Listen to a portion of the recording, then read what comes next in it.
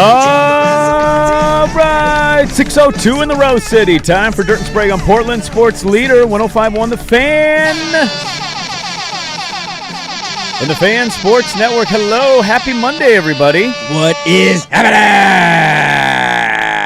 Happy June 1st. Dude, that threw me off. Looking at the phone this morning. May's over. I knew May was coming to an end, but then seeing June 1st, the first thing I look at when I see my phone was, wait, what? Yeah. Huh? Yeah. One more week left of school for all the kiddos this week, right? Is this it? My kids have two. Two more, okay. But high school seniors either graduations are this week. Or it's this weekend. My nieces and nephews, they're done this week. Yeah. I don't know if it's a Portland thing or No, I think a lot of schools are done this week. I think my what? kiddos go to about next Wednesday or Thursday, if I'm not mistaken. I got to go to an elementary school graduation on Friday.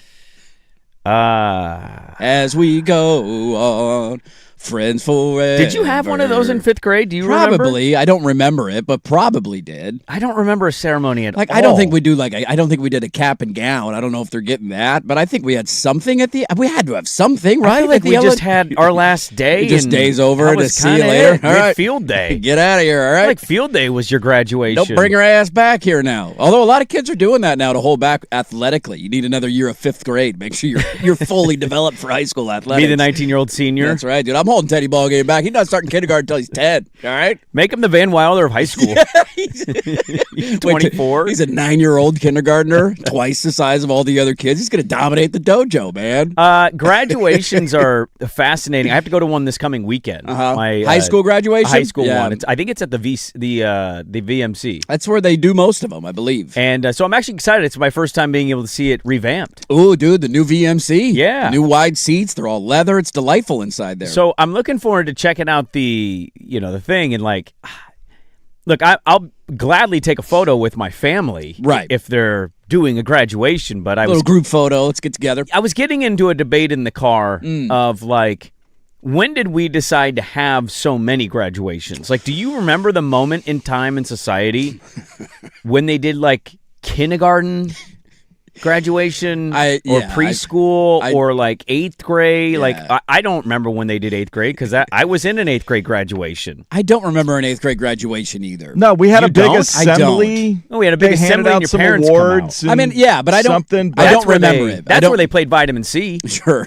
was our 8th grade graduation. Yeah, it might probably hit right when that year was happening. I know that it took place. That's one of those memories that I've kind of blocked. I don't have any remembrance of that at all. I know that there was something that happened, but I got nothing up here. It's empty. Yeah, 5th I don't remember as much. I'm pretty sure we didn't. And then 8th grade I remember it was just uncomfortably hot in our gym because it was everybody and their families. No, everybody's crammed in there. And I don't even remember how the process went. I just remember standing up, they played that song, and I'm like, we're just going across the street. We're going right over there. I wasn't right there next year. I'm 100 yards away, dude. I could throw a football right there. I didn't even try, and I finished this. That is the thing about younger graduations that, you always want to appreciate and acknowledge the minor accomplishments of the loved ones in your family, but there is a bit of a chuckle internally of we're celebrating this? We don't even do grades anymore. That blew me away, too. There's not even a grade system for middle school kids anymore. Well, yeah, maybe the middle school system in Portland, we don't do grades anymore, man. It's good work, okay work, bad work. That's what you get now. It is a very odd way of how we're doing school. How do you get a GPA just doing good work and medium work? What kind of GPA is that? What are we talking about here? Well, I had lunch yesterday with a friend that I hadn't seen in a long time, and they have a 2-year-old she's 1.5. 2? Damn, dude. I think she's 2. 2. Pretty sure it's 2. Just say 2, round up. And they're pregnant. They're expecting. Mm-hmm. And so we were just talking, and he was asking me questions because he's going to have 2 girls. And so he was asking me, you have 2 girls. And I'm like, you are worried about the wrong things, dude. That stuff's not going to be something you got to worry about. The thing you're worried about is the most overrated thing you don't need to worry about if you raise them right. But right. I was talking to them about just the way that school is, because we were talking about math. And I was telling the mom, I'm like, yeah, dude, they don't even math. They don't do math the same way anymore. She goes, what do you mean? I was like, they make these kids do 4 steps to solve the problems you and I used to solve by just going up and down. Right. 188 plus 144. Ooh. You do the, okay, that carries. Oh, this carries, okay, that carries. there's your answer. 200, yeah. Nope. It's let's break it down into groups of 10. And then let's take our hundreds and the values. Let's column this, and then we'll add those together. We'll get our answer. And I'll be like, why don't we just go down, carry over, go down, carry over. There's your answer. It used to work back in the day when I was a kid. I learned how to add and subtract. Anything else I can't do, but add and subtract, I can pull that off. Math is math.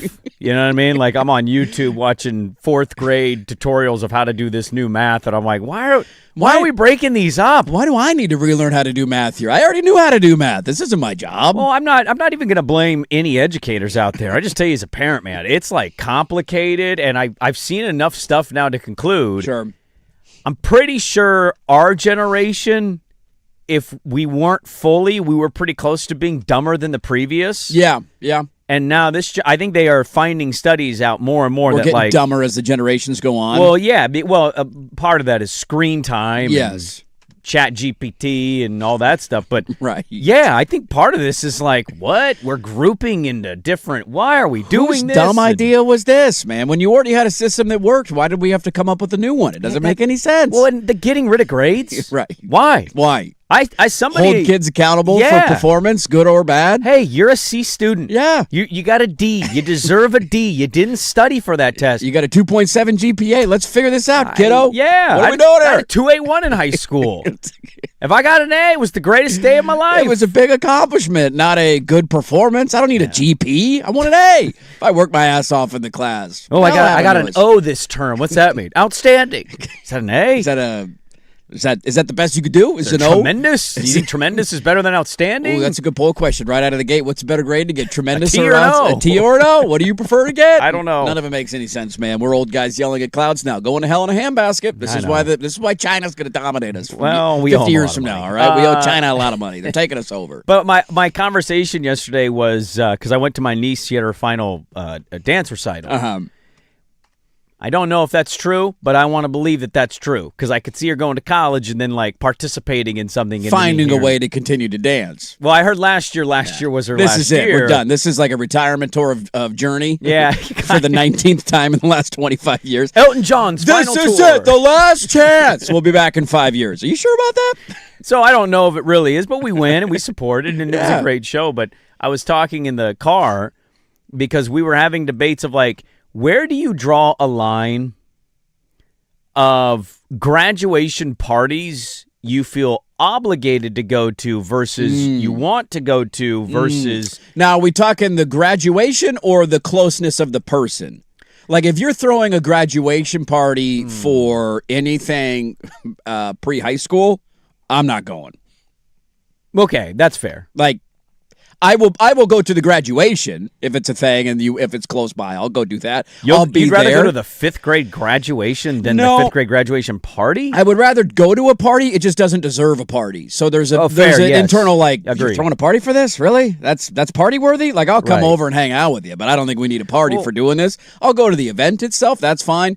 High school graduation parties I'll go to. College graduation parties I'll go to, obviously. Anything before that, it ain't happening. So I think my niece is doing it the right way. She graduates this coming weekend. Okay, so we'll do the graduation ceremony, and then that day, she's going to go back to her house, and there's going to be a get-together. Probably 80 to 100 people that are going to come in and out and have a little get-together and eat food and celebrate her. The tough part with those is, like, when is all of your other friends do? Are you all doing it on the same day? Do you do it different days? I remember that being an issue with graduation parties. Oh, because parents want to go to somebody else's? Well, yeah, like, or you want to go to your friends. Like, I went to, 7 or 8 graduation parties, if I remember correctly. They were all, like, spaced randomly on different days. Right. So you can't have them all on the same day because then everybody's, commingling. I could see her like hanging for a while and then going, I'll be back. I'm going to go stop at so-and-so's. And sure. we just don't really. We're okay. Yeah, cool. See you later. All right, have fun. Yeah. we're hanging Those guys are drinking over there. Right. They're eating over there. Something on TV. You got music playing. It's a nice Friday night. We're doing all right. We'll 90 be okay. minutes later, we'll go, oh, you left? Hey, where'd you go? Hey, we missed you. But I guess what I'm asking is, like, she's throwing it the day of her graduation. It's a bold move, Cotton. That's a quick one. Yeah, it is, but it's I think I'd prefer that approach. Get it all done in one day. Yeah, because I had heard. Selfishly speaking. God, I get so nervous talking about stuff in my life. Careful. I had heard multiple people are having it at the end of July. Huh? Statute of limitations on Well, this that's thing. what I'm asking is like basically you got a 2.5 week stretch here. you're closer to college at To that point, aren't you, throw- than Yes. you were of graduating Summer's high basically over at the end that's of July. kinda what I thought. I mean, it's already you're moving into your dorm at that point if you're going to college. That's what I thought. You're leaving. If you're on a certain term system, like what's the one that starts in the middle? I always forget. There's a term system and semester, right? In Yeah, college. yeah. Whichever is the one that starts in August. If you're going to one of those schools, you're like 2 weeks away from leaving. You know, I never could figure out. I couldn't either. And I hate to admit this, having 4 years of Oregon State, I could never remember if we were on the terms or semesters. I got that. You were on terms. We were on terms. Used on to be terms. called quarters. Quarters. But I thought it was terms, but now it's terms. I also get confused when somebody brings up semester terms. I was I'm on like, semesters. Basically, you had two long semesters. long right? semesters. I like terms better. I'm a Terms big are term great. guy. Terms Yeah. were end of September, start school. Yes. You're done in the beginning of December. Right. You get a tie. Yeah. And Christmas I'm You out. break. start January, you Yep. go till spring break, late March, Yep, and then you there go to April June. till June. And I'm Yes. out early June, too. Semesters, we started at the end of August, and we terrible. were done early December. Had a month off, basically. But so did I. But then the school year was done earlier. And then we'd go back mid-January, and we were done before Memorial Day. Yeah. Hot take. Terrible schedule. So what would you rather have I'm off? mine. I'd rather have Would you mine. rather have the month of September, August, September, or May or June? I'd rather Because you get more time in May, June if you have that system. I'd rather have more September, October living here. Yes. The weather is immaculate. It depends on where you go to school, for sure. If you Well- go to school in the state, it doesn't matter because Yeah. you're just a different part of the Well, state. like Oregon State in 07 played Cal, and I want to say it was like sometime in October, and they got housed by Deshaun Jackson and Marshawn Lynch. But it was like 81 degrees. It's a nice day. It was a nice Yeah. day. Yeah, you get some good October days in there. Like I'd rather have that I mean, I agree with you. because yeah. May can be fine. June's a wild card. It can be kind of a crappy month weather-wise. The tough part of having that school system was that not everybody was on that. And so if you had, like, we're done before Memorial Day, if you had a lot of buddies, like, You're coming back alone. town from high school who were still in school until Yeah. the middle of June, Yep. then you're just kind of on your own for the The first month of only your summer advantage break. was lining up a summer job if you For didn't sure. have one. Because you beat everybody You to the got punch. a month head start on Yes, it. that's a good point. Now, is Oregon terms or semesters? Whatever the one you had. Oh, you got okay. So same. Oregon terms. and That's what I Oregon thought. State are on Yeah. the same We thing. were on They- the same clock. Okay, Yeah. cycles, same cycles. We were same cycles. Look yeah. at that, huh? Showing up at the sometime the first week of September, moving down, usually too early, so you could party for 3 weeks before Gotcha. school started, and then done in June. So back to the graduation party thing. Yeah, end Yes. of July. End of July is ridiculous. I'm like, Yeah, that's a little Is there far any out. is there any reasoning and argument for it? I don't know. Are they like immediately leaving on a long I have no vacation? clue. I've Because not if been that's the told. case, then I get it. Like This you- was secondhand information. Okay, it's I don't passed know down if to you. it's them, if it's the venue. I don't know what it is, but like I basically it boiled down to me saying out loud, I'm not committing to anything. nope, that's Not committing to anything it's right also now. 2 months away, dude. I don't know what I'm The end doing of next July, week. I'll probably be golfing that What are we day. doing at the end of July? I don't know what's happening at that point in the calendar. If you see me less than 8 times in your entire existence, do you care if I'm there? No, you do not. It doesn't Right? impact the kid in any way, shape, or form. If Teddy Ballgame graduates high school and we're still doing a show together, Right? is Teddy really going to care if my dad's co-host is at this thing? I don't know. No. It'd be Maybe 30 years from now after I hold him back to make sure he's athletically superior to all the other 41-year-old kids. high school. Hey guys, I finally did it! Congrats, buddy. Come to my graduation party. What's the matter with you? He's going to look like every character in the movie Grease. Except he's not portraying high school Leather as a 40-year-old. jackets, white t-shirts rolled up on the sleeves. Man, how old are you, dude? Dude, those are really funny photos. Like they tried to tell us this guy was in high school, and they zoom in on the actor. You're like, good God, that is pretty bad. That guy's 47. They'd be as okay? old as Swag. Like, let's go get the chicks. There you go. Like, what? Kaneki. I think that makes you a pedophile. I'm a little uncomfortable right now. Different time, Hey, different hey, era. That's right. Different time, different era. It was allowable back in the day, okay? Yeah, the end of July thing is weird. That's too long of a gap. If you're going on like a trip, I get it, and you want to have it like, hey, graduation happens. Next week we're going on a graduation trip for 2 weeks somewhere or whatever. Like, I get that. And hey, we're going to hold off on this till the end of June. Right. Or till a little bit before the 4th of July. I'll allow it in those cases. If you're just hanging around and deciding to have your graduation party at the end of July, you got issues. It's not a me problem, it's a you problem, and I'm not impacting the end of my July because of that. We're probably just going to give her the standard $100 in an Asian envelope. Yes. It's always a good gift. I mean, it's the best gift you can give. Who wants anything other than $100? I mean, At what point is the $100 becoming the new 20? I think we're already there, buddy. Well, it feels like we're That already wouldn't there. even fill up my gas tank right now. Yeah. You want to give me one of those next time I got to stop Well, by I'm a kind gas of like, station? is this ever going to get to a point where there's going to be $200 in that envelope? And I'm going to be like, cool, I'm just glad I'm making up for the inflation. I'm glad that this is now hitting me even more personally in my own pockets. Thank you. Everything's going swimmingly. My mom this weekend, when do you think gas is going to drop back down to about $2.80? Never. Can we go into a time machine? You got a DeLorean? Could you plug in 1987 in there? Is that possible? You got oil barons deciding to lose some of the profit they've just been making? You're an idiot. You're an idiot. We can overcome this. Wait a minute. Now we're making money more hand over fist? Yeah, you're still going to pay for it. But I kind of feel like I want to make a gift. You want to make a gift.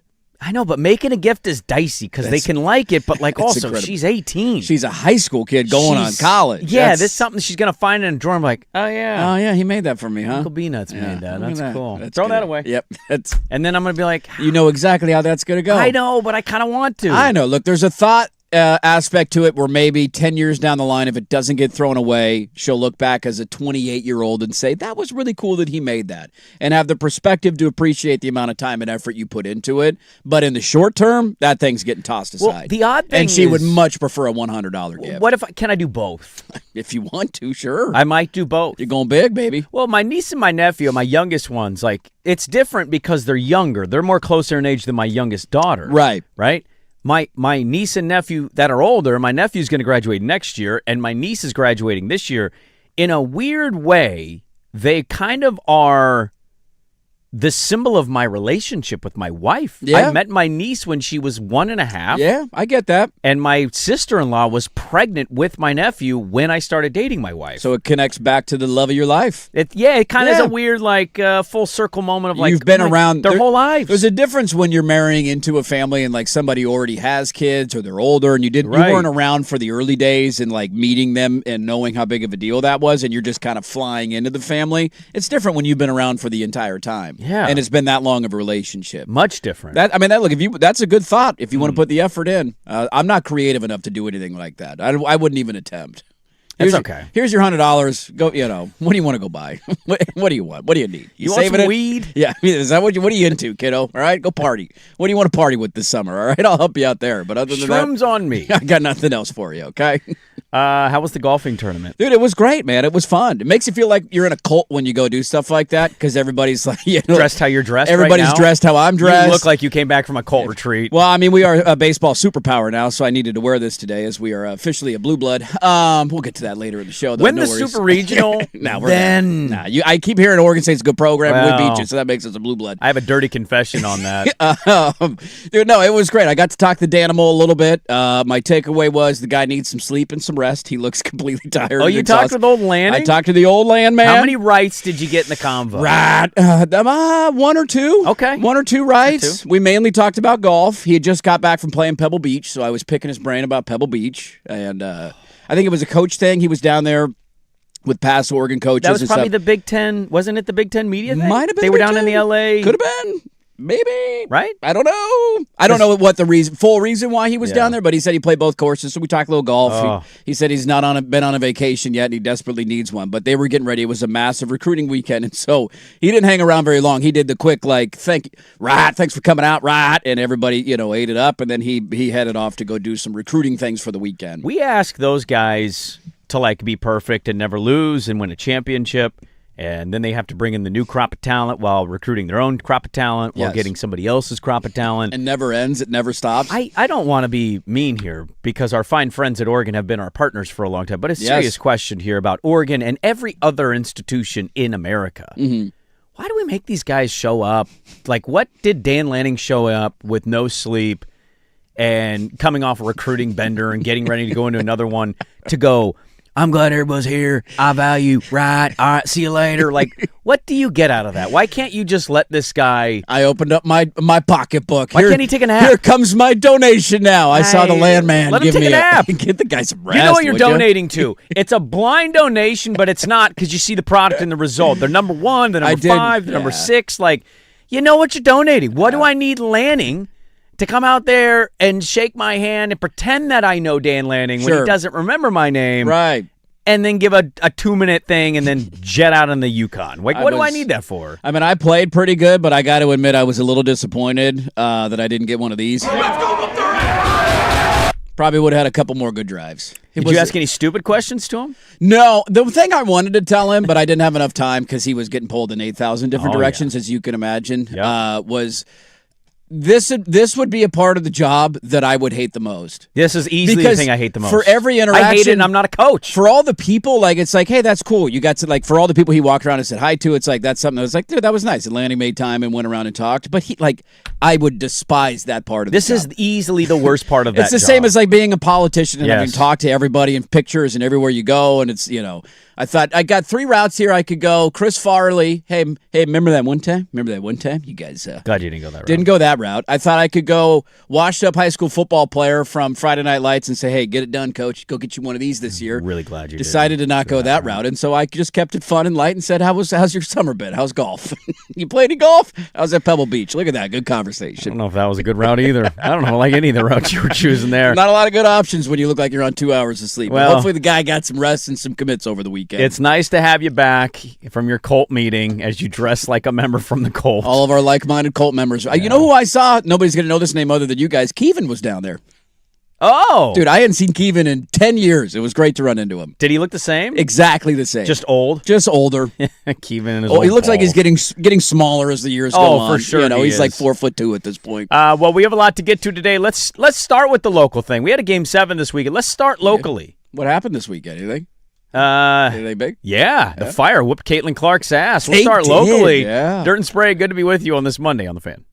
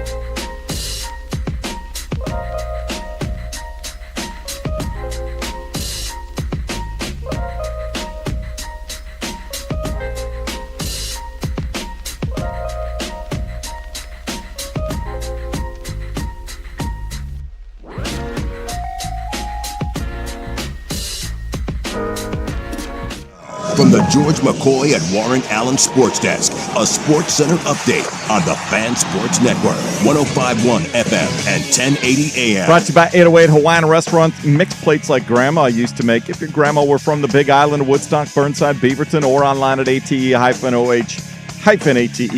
First on the Fan, a perfect 3-0 weekend for the 11th-seeded Oregon Ducks baseball team, resulting in a trip to the Super Regional after a 4-1 victory Sunday night knocked out their rival Oregon State. They take the Eugene Regional. Oregon traveling to Austin to face 6th-seeded Texas in a best-of-3 series this weekend. NBA Finals, a rematch of the 99 Finals after the Spurs knocked out defending champion OKC in Game 7 over the weekend. Game 1 against the Knicks Wednesday night from San Antonio. Spurs 4.5-point favorites in the opener and a -205 favorite to win the series. Jason Swigart from the George McCoy at Warren Allen Sports Desk. Don't call your mom, call George McCoy at warrenallen.com. This is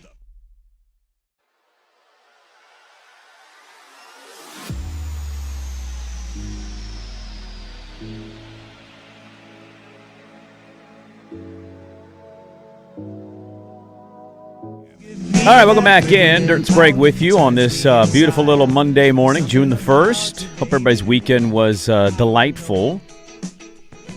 I think one section of a fan base had a delightful weekend. I think another is a little sad and down right now, and I can't blame you. If you go to a Fire game and you're wearing a Caitlin Clark jersey, that was a tough weekend for you.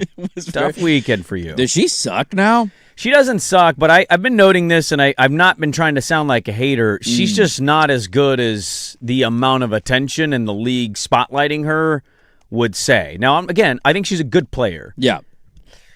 She ain't the best player. She's not the best player position. And so, like, she has these games. She's had some big games, but also a lot of duds this year, it feels like. A lot of duds. She's got a thing with her coach right now. They're not having a great year. We might have seen the Indiana Fever blow up in front of our own eyes on Saturday night. There are people that wonder if she's going to stick around Indiana long term or if she's going to relocate to somewhere else. Her Midwestern sensibilities might get her to stay there since she's the Iowa legend, but right. I don't know. I kind of view her as like that was a pretty big. I mean, if you're rooting for the Fire to win, you had a wonderful night. But I also think a chunk of the fans that went to that game to see a show. I would imagine, I would right? say a vast majority. It was the most expensive ticket of the entire year, outside of maybe the first game. But I don't know. I didn't look at the prices going into either of them. It was, and that is you're glad that your team won, but also like I paid for that. Yeah. I paid for you to throw a tantrum on the bench. What'd you have, 6 points? 2 of 10 from the. I mean, it was. I'll pull up one of something. I think was she it one of something? 6, yeah. 6 points, 1 0 made field goal, 0 made threes. So she got what? She got four free throws. Like that's the equivalent. It puts things into context when you think of like the all-time greats of like how many games like that in LeBron James's career did he have? Right. Because didn't he just set a record for most games with double digits in a row? Yeah. It's like 8 million of them straight. He hasn't done it since he was 12 years old. Yeah. So he's got one of those crazy stat lines out there. That would be a big bummer. It was also funny to read a text of somebody who went to the game who texted in the first segment and said, great atmosphere, very loud. Very loud. Walked out to the concourse, and all of the guys were huddled around the bar watching Game 7 on the TV. Yeah, I think that's about right. I actually missed most of the Fire game. I wanted to watch. Didn't really realize what time it was on. This Game 7 was happening, and Oregon was playing. Oregon baseball was playing. It literally started at the same time as both of the events. And then I figured it was a later game because the Game 7 started at 5 or 5:30. 5:30. So then I go check the score, and it's like early fourth quarter. I'm like, what? How has the game already started? Because it started at 5. What are we doing? I kind of liked it. You liked it at 5? Well, yeah. I went Friday. You went Friday night. I used the company Tix Friday, and then Saturday, my youngest got invited to go with her friend. She rode the Max for the first time. Ooh, that's a big deal. But we got her a Caitlin Clark Fever jersey, but they made a Stranger Things edition. Sweet jersey. So we bought her that. She wore that, and then when she came home, I was like, did you end up rooting for the Fire? And she's like, I kind of had to. So she was probably one of a million kids wearing a Clark jersey, but rooting for the hometown team. Yeah. It's a bit of a dud. Kids can fan however they want to fan, man. The funny thing is, as I was leaving Friday, the amount of people that were like, hey, Sprague, let me know how many me bounce Angel Reese gets. Ha, ha, ha, ha. And I was like, okay. All right. Went to the game. Dude, She had 0 me bounds. No me bounds? She dominated us. Did she? And she could have scored 30, but she bypasses like all these shots to kick out to 3. Look at that. Team player, Angel Very Reese. team player. They Yeah. killed them on Friday in the fourth quarter. Oh, we were due for a dub. We had a million effing turnovers. I'm like, cool, I'm glad I'm a jinx. I was a jinx twice this weekend, by the way. The only Fire game I've gone to, loss. Yeah, how many games have they even lost this year? Like 3? That was either the third or fourth loss, Right. on Friday. They're one of the best teams in the league so far. And then Friday, I'm watching Oregon State, Washington State baseball. Doc Parker tells me he's worried about the pitcher for Washington State. Turns out Doc Parker knows what he's talking Doc about. Parker Yeah, watched a lot Doc of college Parker baseball. did his homework. Washington State beats him. That was the first from start to finish baseball game I'd watched. Oh, no. So then I go, You have your Mariota jersey now. You're the jinx, man. What were you wearing? what if I'm a jinx? So I tested a theory. I couldn't catch the Yale game Saturday. Yeah. But I'm like, let's test this. I missed the Yale game, but I'm like constantly checking, right? They won 84-2. They killed them. And I'm like, okay, they're 1-0 without me. Uh-oh, here we go. So then they go in the Wazoo game. I start listening to not the whole game, but bits and pieces of Doc, and I'm following. And I Got go, it on the radio. oh my God, they're killing Washington State 10-1. That game was over in the third inning. And then I'm stuck with what do I do here? What did you They're do playing Sunday Oregon. night? You got to watch. You got to watch. Well, one, you had to find it because everything was Don't get me running started. long. Don't get me started. What are we doing here? How What- is what it are we possible to make it that complicated in 2026 to find a game? Well, The ESPN Plus thing was ridiculous. yeah. Well, it's not ridiculous if when I click on the game that I'm clicking on shows up. Well, in that's place. my problem. Like, I had the same issue. I know other than that game, and we got home. We went to dinner with my folks last night because they just got back from out of town, so they wanted to see the kiddo. So we got back right like at 6:10. The game had just started. Right. Top of the first, or bottom of the first, can't remember. And we're like, it took us 20 minutes to figure out how to turn the damn game on. Well, here's the thing. I followed it, but I couldn't get it to pop on. I didn't start watching until the end of the third, going into the fourth. Already 1-0 Oregon State. It was 1-0 Oregon State. Then it was 1-1, and I'm like, okay, let's just sit here and hope I don't jinx again. Then the seventh inning happened. Seventh inning, let's walk everybody. Ouch. And then, honestly, when it got to 4-1, I'm not kidding you. Click. You got to try and be the reverse jinx now, back in a positive direction. No, actually, it was. This is the funniest thing. I've been honest about my Oregon State baseball fandom from day one. Yeah. Right? I turned it off in anger as if I've been following the journey. Like, a-holes! All year I've been watching these games, and you let me down in the biggest Actually, moment. I had no faith they were going to come back and win that game. And anyway, No, you guys couldn't get a hit. Yeah, I couldn't get a you hit. got Our some pitching problems kinda sucked. offensively. look, this is the problem with college baseball, and I know MLB has this. The journey is so long, Yeah. and then you get there, and you're like, really? It's over just like that. We're out. It's See Dax done? Whitney in the dugout with a ginormous brace on his pitching elbow, Here and you're comes like, the excuses. You want a violin on that what one? could have been? You need some wine over The there? only good thing for Oregon State this weekend, the only good thing, because their in-state rival gets to brag. It's the only time they've met in the postseason. Oregon's going to Texas. The only thing that saved them. What if we won a championship in baseball before football? How would that work in your brain? I mean, it'd be cool, but No, it'd be like, You got a baseball title, you got a basketball title from 900 years You're damn right. ago. You're I'm damn more right we asking do. you. You like, have damn right we 72 do. having it in track the and sport you field love the most. titles. It would be funny. Yeah. Is the best way I could describe it. Would Lanning feel more pressure? No, basically, dude, look How at could you feel more pressure? look at the equivalent of. This man is dying Yes. at booster events. Dude. How you doing, Ryan? You should have seen him in a golf tournament. Looked like he was on 4 minutes of sleep. Like I think he's feeling enough pressure. Just let him take a nap. Let the guy get a breather here, all right? Get him man. some of that homegrown cannabis we got in here, all right? Calm him down a little bit, Dan, okay? Easy. I totally forgot. Oh, look at the UCLA outcome this weekend. So that was what I was going to say. The only it's not saving like grace. it's baseball, dude. know. Stupid stuff happens. None of it makes sense. Yeah, but being the second one seed 2 years in a row. I mean, to it was lose a shocking that regional? they lost, but the point is that would never happen in football. If that would have been Indiana, right? Wire to wire, basically Yeah. undefeated number one. What would have been the equivalent of playing St. Mary's? Tulane. Losing to I James think that's even Madison in the respectful. opener. Yeah, Yeah, it would've been James like Madison. playing James Madison in your first playoff game Yeah. and losing, and you've been like that will never happen. Right. My team played a horrible game and they won by 30 points. Like, Well, they weren't good enough for that. no, not good enough.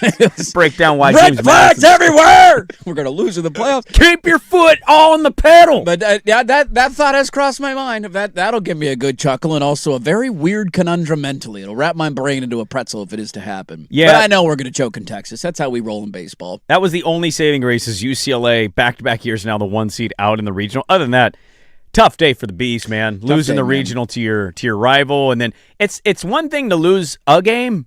Like, what are you doing out the gate? You're losing your opening game to the Cougs. I'm assuming that was their ace, right? They probably threw their best pitcher I think at that's you, what Doc and he said, was pretty yeah. good. I mean, you guys And they hadn't played for 2 weeks. They didn't play the weekend that everybody else was playing conference tournaments. So they're all fresh, no arm issues and that kind of. Or Oregon State, you mean? Yeah. Yeah. It just the other You're tough Oregon part about State. it. What are we doing here? You took 2 weeks off. You're Oregon State. You got 3 No, I know. titles. You also I know. signed up for it Yeah, because you decided to play in exactly. independence. You could have gone Mountain West for 2 years and then joined the new Pac-12 conference, but you didn't do it. The other part that would make it sting, and I know this as somebody I only turn on my baseball team come regional or super regional time, and we usually choke in pretty epic fashion. The worst is when you basically hand it to another team. They literally walked the deficit. You just kept walking, guys, and it just Throw a pitch. just anything over the a plate. 3-2. Anything. Throw a pitch, and if he cranks it over the Ball yard, one, two, I'll ball go. three. Yeah, you give up a grand slam, you can live with it. You I'd tried. much rather lose that way Than walking than just multiple? continuously walking guys. It's It the could have been a absolute lot worst worse way. had that left fielder not made that diving stop on the walkie. Oh, I wouldn't know Yeah. it because the camera missed it. Did you see that? Were you watching? It was pretty bad. Well, Yeah. it came off his bat at like 120 miles an hour. The replay, I saw it on the replay, but Yeah, I they saw it didn't- on the replay too. Yeah. They missed it live. It I was know. so confusing. I thought it went past him because he was diving, and then I heard the oh, and I'm like, oh, he caught it. And then they threw it, and I'm like, are we gonna get a replay here? How did you miss this? I've also reached a conclusion out of the weekend that if there is a power ranking of NIL priorities of players to keep, Oh, he's got to be. Milwaukee's he's not higher than a starting quarterback He looks or a like left Stanton. tackle. He's unbelievable. That guy needs because he's a freshman. Is he a freshman? Yeah, true freshman. Dude, he's also reportedly, according to everybody, a better pitcher than he is a hitter. He wants and he to had be Tommy Ohtani. John surgery, and he just couldn't pitch this year. So we have, I think what did we call him on Thursday? Some like combining Samoan and Ohtani at the same time, like a Smotani or something along those lines is his nickname. The Colt was calling him Dude, Smotani. we were coming up with Smotani. nicknames for this guy. Smotani. He hit a 3-run bomb in both the Yale game and the Washington Yeah, State he game. He's a machine, The dude. Yale home run went so far. It's the first time I've ever had an Oregon baseball player. I'm like, this guy's awesome. Yeah. I couldn't name you anybody else that came before him. Bryce Betcher, Well, other than Betcher, because he played fifth round football. pick of the Astros. Do you know he played football? I heard. Not great. All right, You guys can root for us in Omaha, though. It'll be fun. get out of Austin. Oh, we'll and get then don't talk worry. about it. This is our year, You baby. guys haven't been to Omaha. This is our year. It's an even year. It's our year. Even you. Even year. We're due. That's a thing. We're due. 1954 was a long time ago. I'll tell you this right What now. was 1954? An even year. Even year. I'll tell you this. It's our year. He thinks it's no big deal. I'm going to laugh when they win the title and still not win it in football. That's the greatest hell he could possibly be trapped in. Yeah, because we don't really care about this one.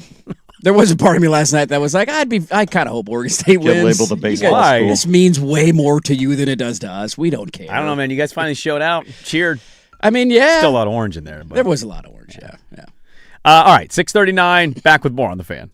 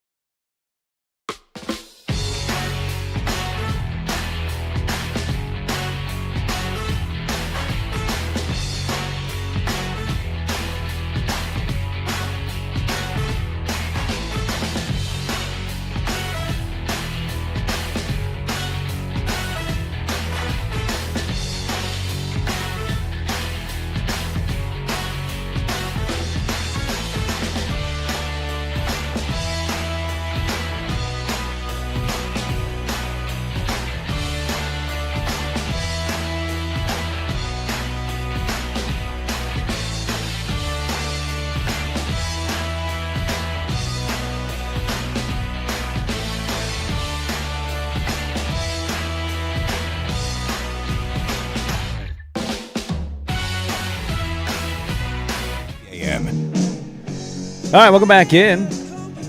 We will get to, we had a Game 7 this weekend. We did have a Game 7. A streak continues in your league. How about that? Another one, another new one. Another one bites the dust. See you later, floppers. This is the one that will end that streak. Yeah, I find one side hates it's interesting to hear like people who hate Wemby and then people who hate the Thunder. Yeah. Like both of those things exist. They definitely simultaneously exist. One feels like he's cheating because he just exists. Yeah, it shouldn't be legal. We Yeah. should put like red tape on the back of your helmet. You're not allowed to touch the ball. Right. You can stand out there, I guess, block a shot. I'll allow that. Anything else, you can't do it. It's illegal. And coming up in the second hour, we'll give you 3 reasons why the Blazers will win the West next year. Oh, this is our year. I heard we got beef with Bill Orem now, huh? Ah, damn. We got show beef with Bill? That's what I hear. It's a word on the mean streets of Portland. That's what people are telling me. I'm getting texts on Friday morning. Glorious 15 on my minutes way to an Friday. ultrasound. I Like, thoroughly hey, enjoyed it. Billy O's livid right now. I'm like, what? What's happening? What am I had to missing? intervene with a question at one point. Oh, you had to jump in. Hold on. Whoa, swag to the rescue. Nobody told tag him. team. Now, did you guys tag team Bill O? Hold on. Was it 1-on-2? No, Okay. it was all probably started by me. Okay, you started it. When you say out loud, I had to intervene, you're acting as if I was saying, ask a question. Yeah. You were like, could I ask a question? Sure, you can ask a question. People were saying Bill, in the middle of the interview, jumped in his car. He was driving down here to confront you in the parking lot afterwards. You guys were coming to come face to face after the show. I have no idea. What do you want to say to me, Sprague? Well, I already said what I Yeah, wanted to you say. I said think you that's did, what yeah. pissed him off. We chatted a little bit off the air. We're We fine. love Bill. Bill's great. How do you think me and Bill would do in a fight? Like, what would that fight look like? Would it look terrible? Yeah. Yeah, that it would wouldn't look be pretty. terrible. Because neither of you, I'm guessing he's not a fighter. He doesn't have the vibe of a fighter. He's I a know. coastie, though. He's like a country coastie. Yeah. His roots are. Yeah. I don't know if it's still, You know. he cut a tree down for Christmas He- in a mountain. I It think would was be a one stick. where they really didn't, neither one of them really. Tree might be too strong of a word. I love you, Bill. We love you, man. Keep coming on, all right? I'm just kidding. No, And it was neither just of funny them would getting want texts from to people. engage. Like, nobody would want to start it, but I think they're both scrappy enough that Yeah. if we got them to engage, Yeah. it'd be pretty nasty.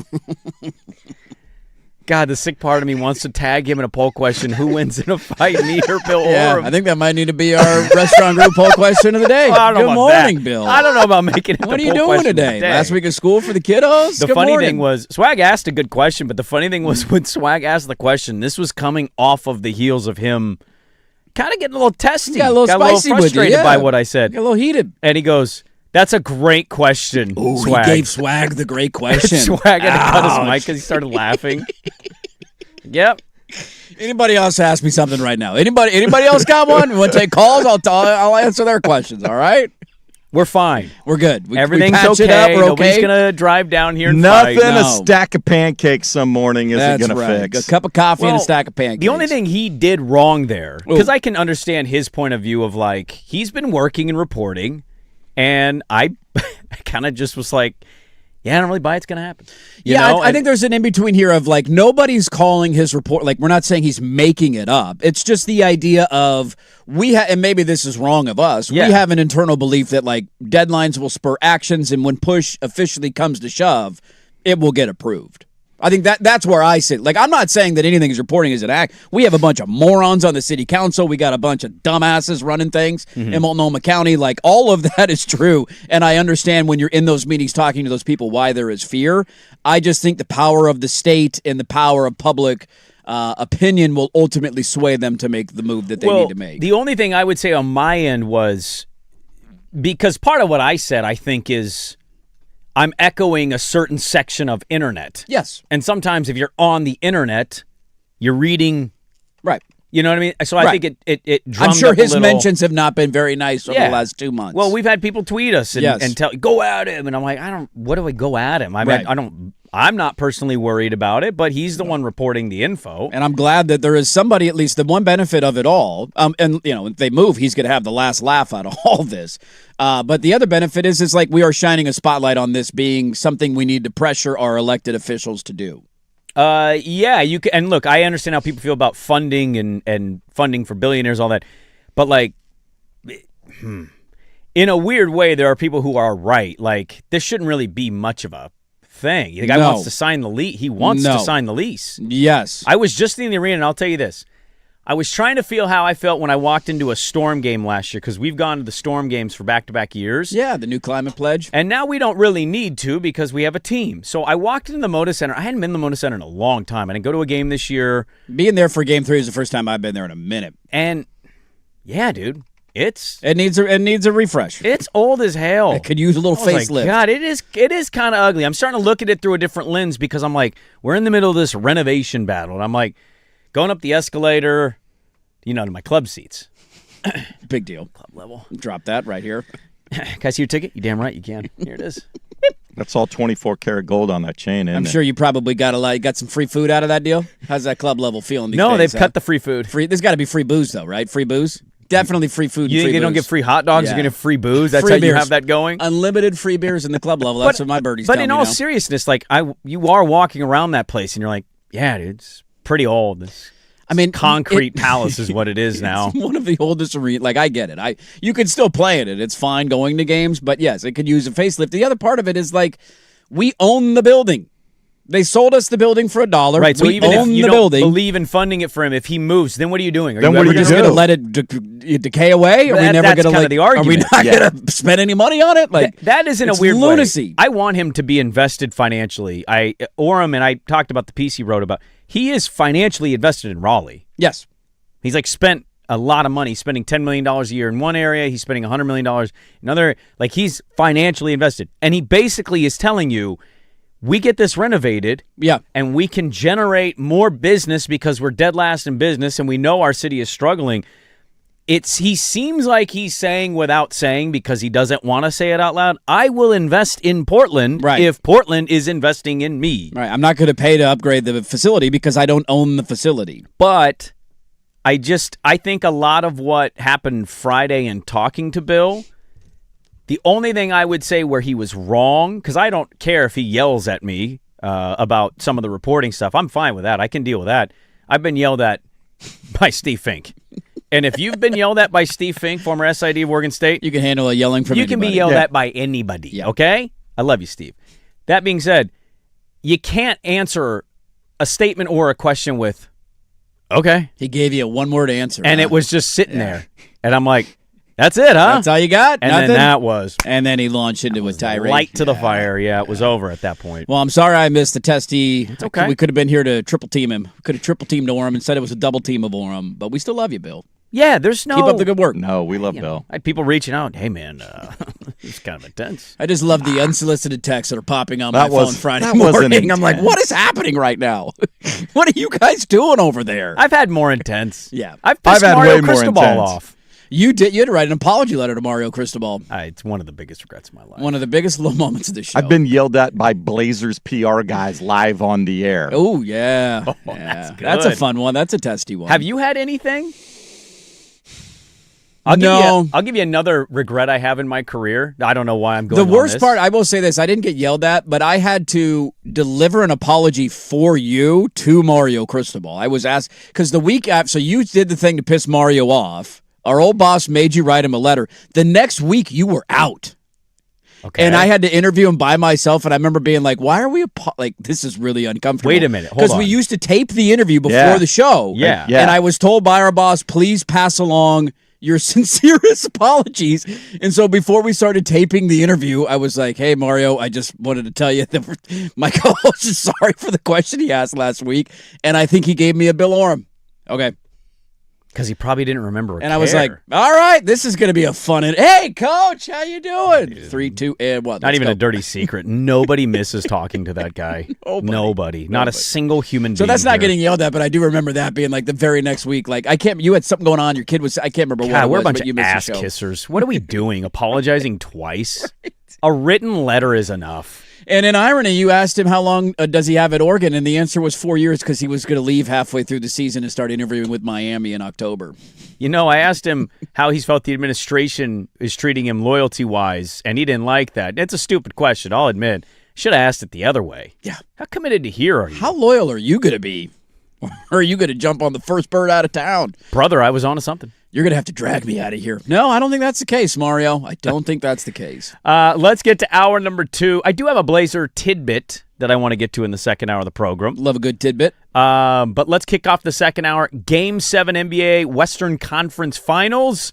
And the Spurs punched their ticket. Knicks Spurs NBA Finals starting Wednesday. Let's talk about Game 7, hour number 2. Dirt and Sprague on 105.1 The Fan.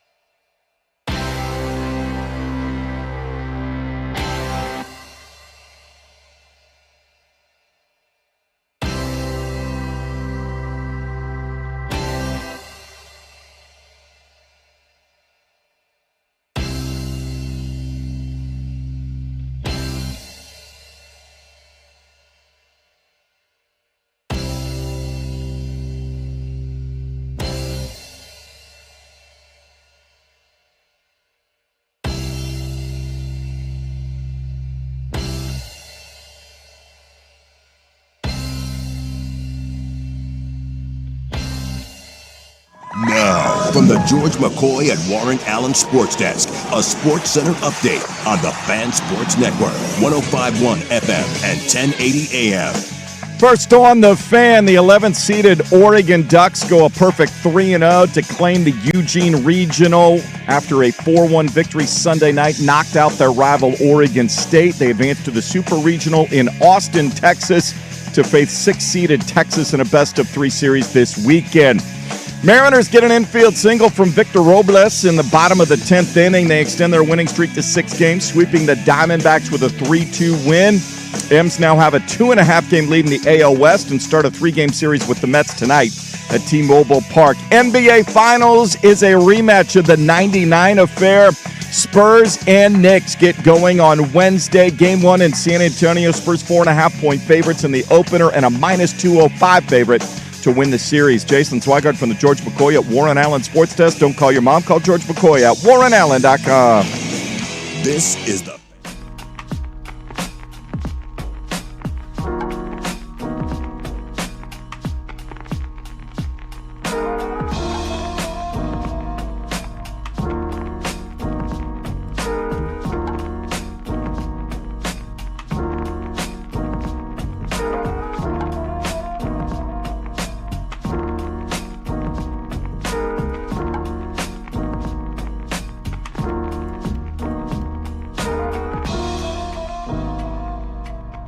Hour number 2, Dirt and Sprague here on Portland Sports Leader 105.1, The Fan and the Fan Sports Network, 1080 AM, the Odyssey app, YouTube. Good morning. Hello. Hope your weekend was great.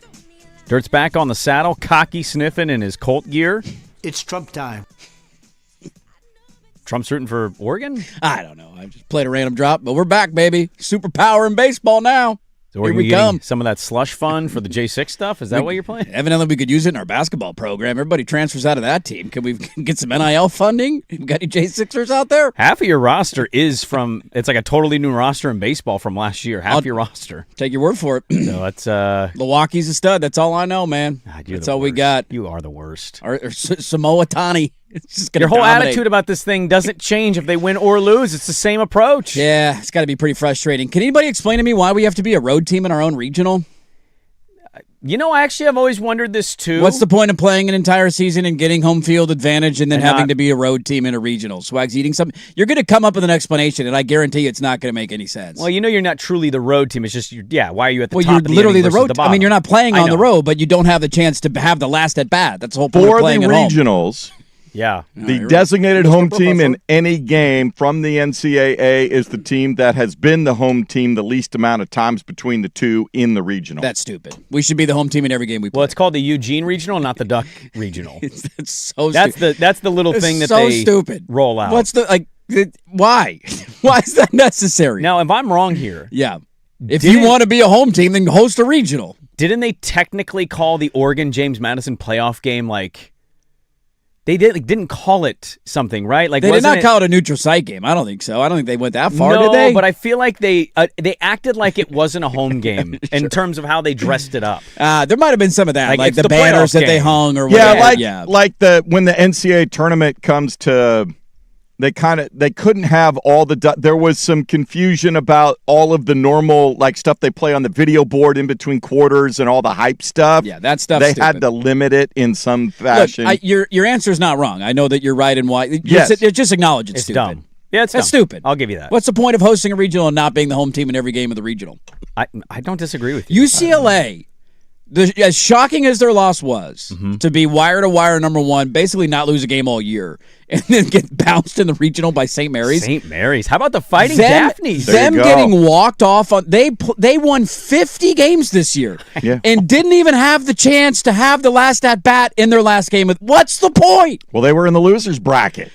They should be the home team in every game that they play. This is absolute lunacy. Also- your sport is stupid. Don't lose to St. Mary's. I get it. That's know. besides the point. WCC champion You should never St. have the Mary's. ability to be walked off on your own field in some sort of postseason after winning 50 games in college baseball. It is disgusting. That is ludicrous. That you are a WCC honk for everything. You don't call baseball games. Right. Why are you honking it up? I don't know. It's just an instinct at this point. It's an I got nothing. It's a reflex. yeah, it's a reflex. Well, congratulations to your Ducks. Good luck at Texas. We're going to go dominate the dojo, baby. Get ready to learn Austin. We're ready. I'm eating your barbecue and listening to your crappy music. Any Duck fans going to Austin? I'd imagine there's a few that'll go down. It's Austin. You're going to go on a Of trip. all the places you could go, Austin's pretty cool. Yeah. You know? Even if my team loses, at least I get some barbecue out At of least it. you're in Austin. You get to hang out, go to a couple of bars, and hear some music and eat some food. So Oregon beats Oregon State. First time they've ever met in NCAA tournament history, and Oregon State lost 4-1. Fell short. And they walked themselves out of that regional. At least that guy committing all those walks had a great head of hair. Yeah, he did. That guy was... Well, it was kind of started by the guy before him. Oh, it was for sure. He And came then in with the comes bases loaded. The big flowing Yeah, ball. He even came had the roadless. first ball to the next guy, too. He It was one supposed to be over. the They're like, closer. dude, get him out of here. This guy's got nothing. I feel really awful, dude. I came in here, and I know this is a big deal, and it's funny, but, like, also, I don't even know what his name is. Big mullet guy. Big mullet guy. He And had I a- know Robles. Right. That's his last name. Robles. he had a great head of hair. Yeah, he did. That's all. They brought him in. There was a brief moment of like, this guy. Yeah. This guy looks like he Dirt's needs like, business. hey, is that Rod Beck's son? What That are we looks doing? like a Rod Beck knockoff right there. And then he threw ball 1, 2, 3, 4, 5, 6, 7, 8, and it was 3-1. Anybody get really confused by that strike zone? Yeah, he had some pretty For pretty both bad teams, strike I zone. thought there was some horrific I also strike didn't. calls. I didn't Well, have the the tough audio part on about for the overturn PK call Park either. is the center field cam is so off center from dead on to the plate. The angles are. Oh, because maybe I'm blaming the wrong person then. I thought there was some really bad He calls. punched out a beef there were- late in the game, but it was a weird, like, strike 3 was definitely a ball, but there was also a pitch that he called a ball that looked like it should have There been were a lot strike. of pitches It that was one looked of like those. they were way inside that were actually on the See, I saw black. outside framing to in, and it felt Yeah. like he got fooled by framing. What was the logic on the overturn call at home, too? Don't you have to give the guy room to slide? I didn't quite understand Yeah, that he blocked one. the plate. He blocked the plate. Yeah. I didn't fully get that one, but, to each their own. But We'll take Oregon is advanced. They're going to the Super Regional against Texas, and now Oregon State fan is yelling at each other. They're I wondering. put out a very tongue-in-cheek, jokey tweet last night. Beaver fans did not take it very well. That was too soon. Not understanding No, you know what? that Too it was a soon. joke. Nice Like, this. calm down, all right? You kind of deserve to gloat. That's the point of the rivalry. Yeah, I is it just not? I jokingly said we're a blue blood now, and there's a lot of people who don't know who I am, nor listen to the show, who jumped into that very offended. Very offended. Get a life, you dweebs. Get off of the internet. That's the Civil War, dude. Yeah. You're going to talk crap I will one way say or the this. other. I didn't care really that much either way. Like, it doesn't impact me if they win or lose that much. Winning a championship will be cool, but whatever, You right? didn't dress like that opinion. Well, no, I just did that. And again, Joe, I knew this was going to rile people up if I wore this all today. I don't really care. Says the guy in head-to-toe Well, gear. look, my baseball team's still playing, so I figured I'd support them on their way to the Super Regionals as you Sure. guys head to an off-season in your independent schedule. No, we're going to the Pac-12 next year. Oh, that's right. You're going back to the conference. Damn it. I forgot what I was going to say. I Good. got Let's move on to Game 7. I got sidetracked again. I know all the names Oh, of Game 7. no, I know what I was going to say. It was fun to have, at least for a brief moment, although it was not the end-all, be-all for it was fun to have a little juice on the rivalry. That's It felt what I- like that. that's what I was saying Like, just Friday. going into the weekend, and then Yeah. there was the thought of, like, God, what if Oregon State loses to Washington State? We don't even end up playing. I was That worried would be about that. dumb. And then it was kind of a bummer we didn't get that. But that was, like, we had the group chat going. Ducks and Beavers are yelling at each other. It was fun. Fun to have a little juice on the rivalry. Well, no matter what, Oregon State might not feel good. They might feel down. They lost to their rival. Their season is over. They still weren't a bigger bitch than Chet Holmgren. I'll tell you that much. You had a better weekend than Chet Holmgren. Wow. Yeah. That was fun to watch. So the Spurs win 111-103. They win Game 7 in Oklahoma City. There was no J-Dub in this game, no Nope. A.J. Mitchell. Nope.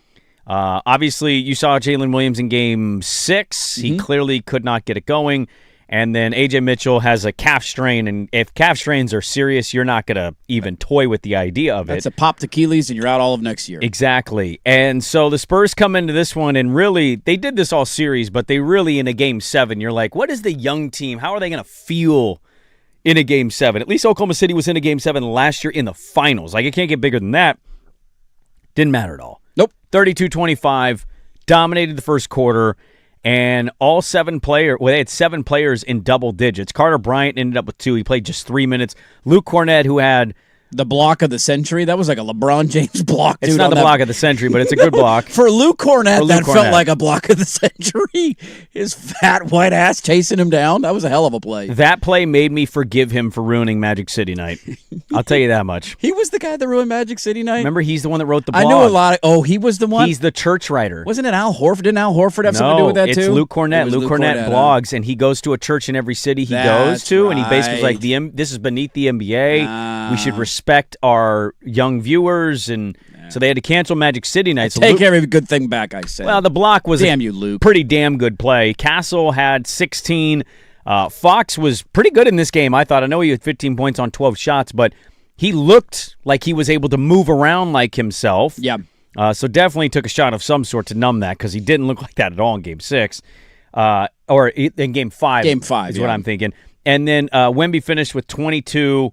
And Champagny was pretty electric from 3. He finished with 20. It was funny to see that tweet go viral when the 76ers just cut him for nothing. You know why they cut him? Like 3 years ago. Want a fun From fact? Max McClung. Mac McClung. Mac McClung, that's right. They cut him to let Mac McClung wear their jersey in the dunk contest. Not even because they wanted him as an everyday player. They just wanted a dunk contest winner. The 76ers cut Julian Champagny, who had 6 threes in a Game 7 on the road. He had 20 points. It was their second leading scorer in to Game 7 have a guy of the conference finals. Wear their jersey in a dunk contest. On the other side of it, it was quite literally SGA and Cason Wallace. Yeah, nothing else. And Jalen Williams was good. I actually thought Jalen Williams played well in the series. He finished with 11 and 10. Caruso was pretty horrific in this one. He was 3 of 14, 1 of 6 from 3. McCain couldn't get it going at all. Lou Dort didn't have a good series whatsoever. No. Hartenstein was not good, and Chet Holmgren is kind of the takeaway for OKC. He was abysmal. Like 2 shot attempts in 33 minutes for an all-NBA guy. Yep. There's almost a separate conversation of that. But Game 7, Spurs win. They're going to the finals. I mean, look, it was the we could get into the nuts and bolts of it. It was the perfect outcome for the NBA. The perfect outcome. You have this unicorn attraction that everybody is in awe of watching, who now has the ability to go play in Madison Square Garden at the age of 22 in the NBA Finals. They couldn't dream up anything better than this. This is literally perfect. There's nobody else in the East that was that compelling. Cleveland getting there, Detroit getting, like, it just whatever. We are tired and we don't like teams winning back-to-back titles, so the Thunder get it, all right, whatever. Now they're done, and now we get San Antonio, and maybe they become the team that bucks the trend.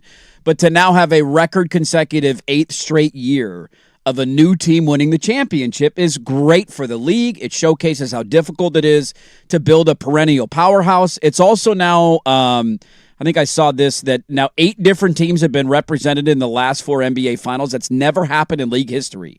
Nobody's even gone back. It was Nuggets versus Heat, Celtics versus Mavs, Thunder versus Pacers, and now Spurs versus Knicks. In the last 4 years, you've had 8 different teams playing the NBA Finals. That's never happened in the history of the league. So it's not just one conference. We don't have the LeBron James in 8 straight, no matter what team he's playing for, or a Kevin Durant dynasty. It's phenomenal for the league, and I think this will be the highest-rated NBA Finals that we have seen probably since 2016, Cavs and Warriors. Do you think this one's going to reach people? I don't think it'll reach. Hasn't? I don't think it'll reach that level, but I think it'll be the highest rated since then. And it's not like every year's been down or every finals is bad. I just think there's some Madison Square Garden combined with Wemby. The Western Conference Finals ratings were through the roof.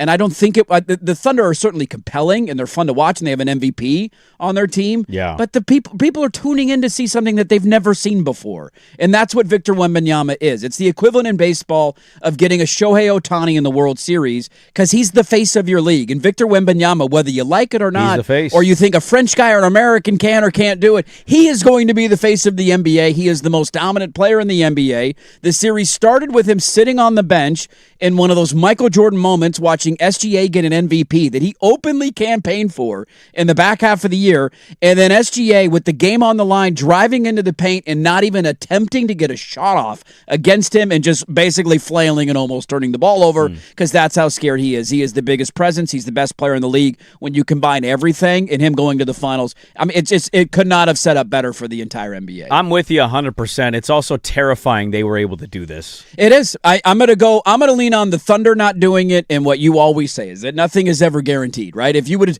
the Thunder, from an analytical standpoint, people said all year one of the 3 best teams in the history of the NBA. Mm-hmm.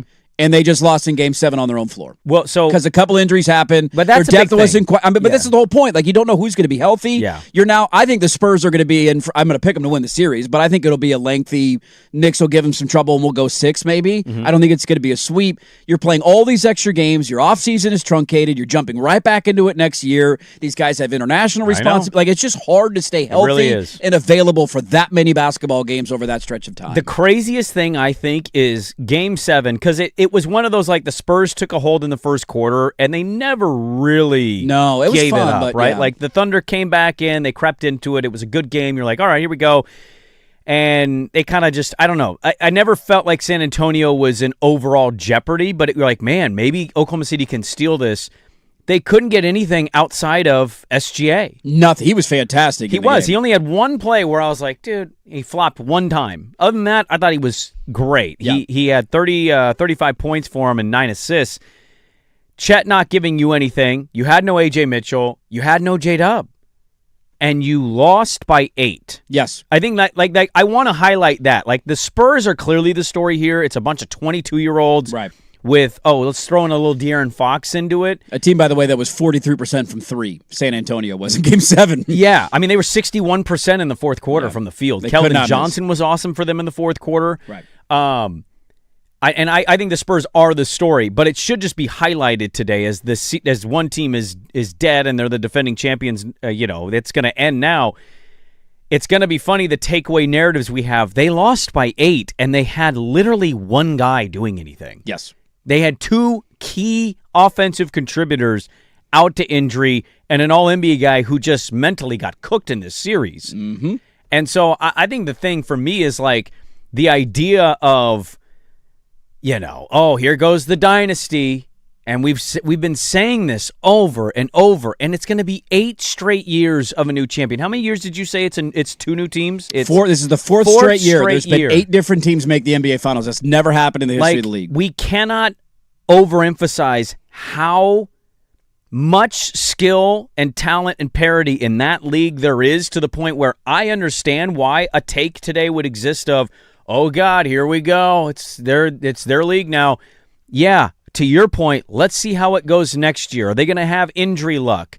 Don't forget, Wemby missed a majority of the season last year. Yes, he missed. He almost didn't get the games played required this year.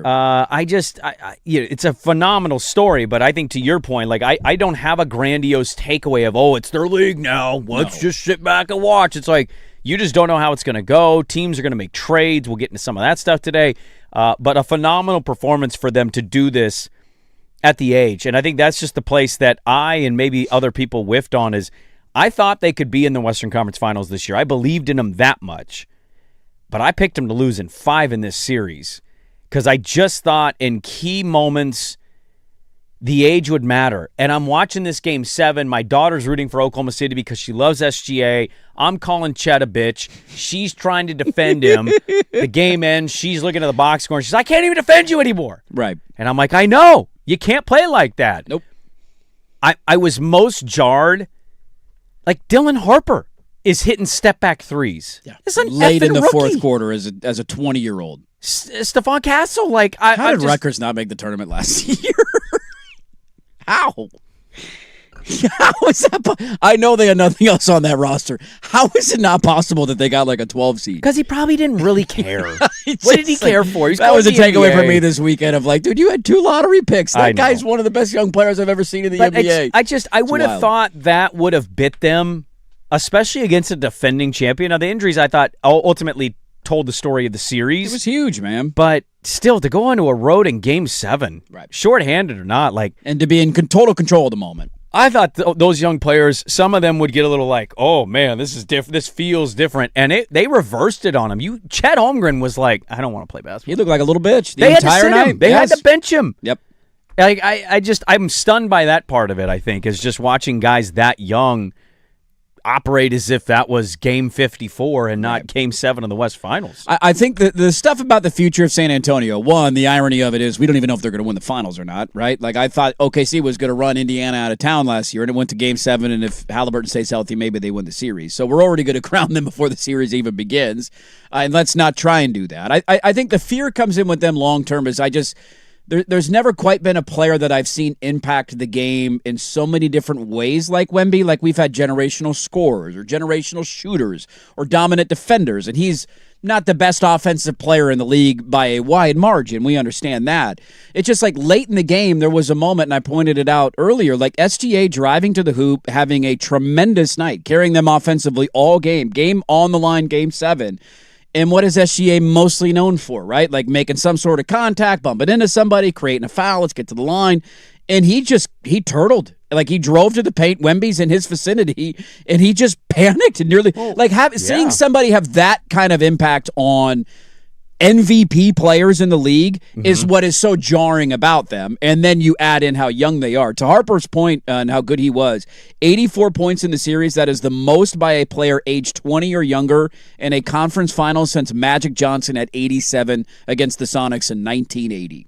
Dude, look, that's like that you are now right there. in That's the conversation crazy. of being that young and performing at that high of a level this early in your career. That's only ever happened from Magic Johnson in 1980. I want to carry this over. The finals matchup now is the Knicks and the Spurs. That won't start until Wednesday. We'll probably do a preview from both cities as we get ready for that one. I'm pretty excited about it. Dude, we get the logos back on the floor. The logos are back on Officially, the floor. they've already painted the floors. Let's go. Game 3 MSG is like, bucket list. Yep. I would love to be there and just be a fly on the wall who's becoming a Knicks fan because Timothée Chalamet slapped my hand.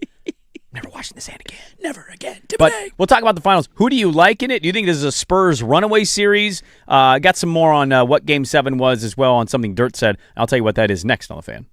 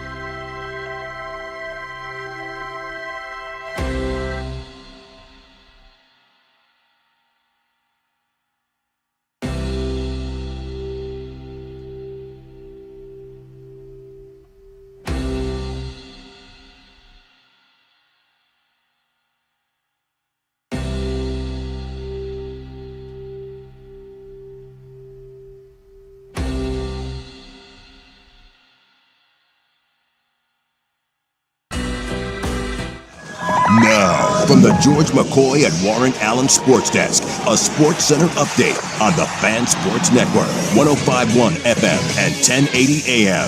Brought to you by Mountaintop Metal Roofing. No maintenance, energy efficient, fire resistant, and a lifetime warranty. Do it once, do it right. Visit mountaintopmetalroofing.com. First on the Fan, the 11th seeded Oregon Ducks baseball team, a perfect 3-0 to claim the Eugene Regional. The finale Sunday night, a 4-1 victory over rival Oregon State. They advance to the Super Regionals. They will head to Austin and face 6-seeded Texas in a best-of-3 series this weekend. NBA Finals, a rematch of the 99 Finals after the Spurs knocked out defending champion OKC in Game 7 over the weekend. They take on the Knicks, Game 1 Wednesday night in San Antonio. Spurs minus 205 favorites to win this series and a 4.5-point favorite in Game 1. Jason Swigard from the George McCoy at Warren Allen Sports Desk. Don't call your mom, call George McCoy at warrenallen.com. This is the Fan Sports.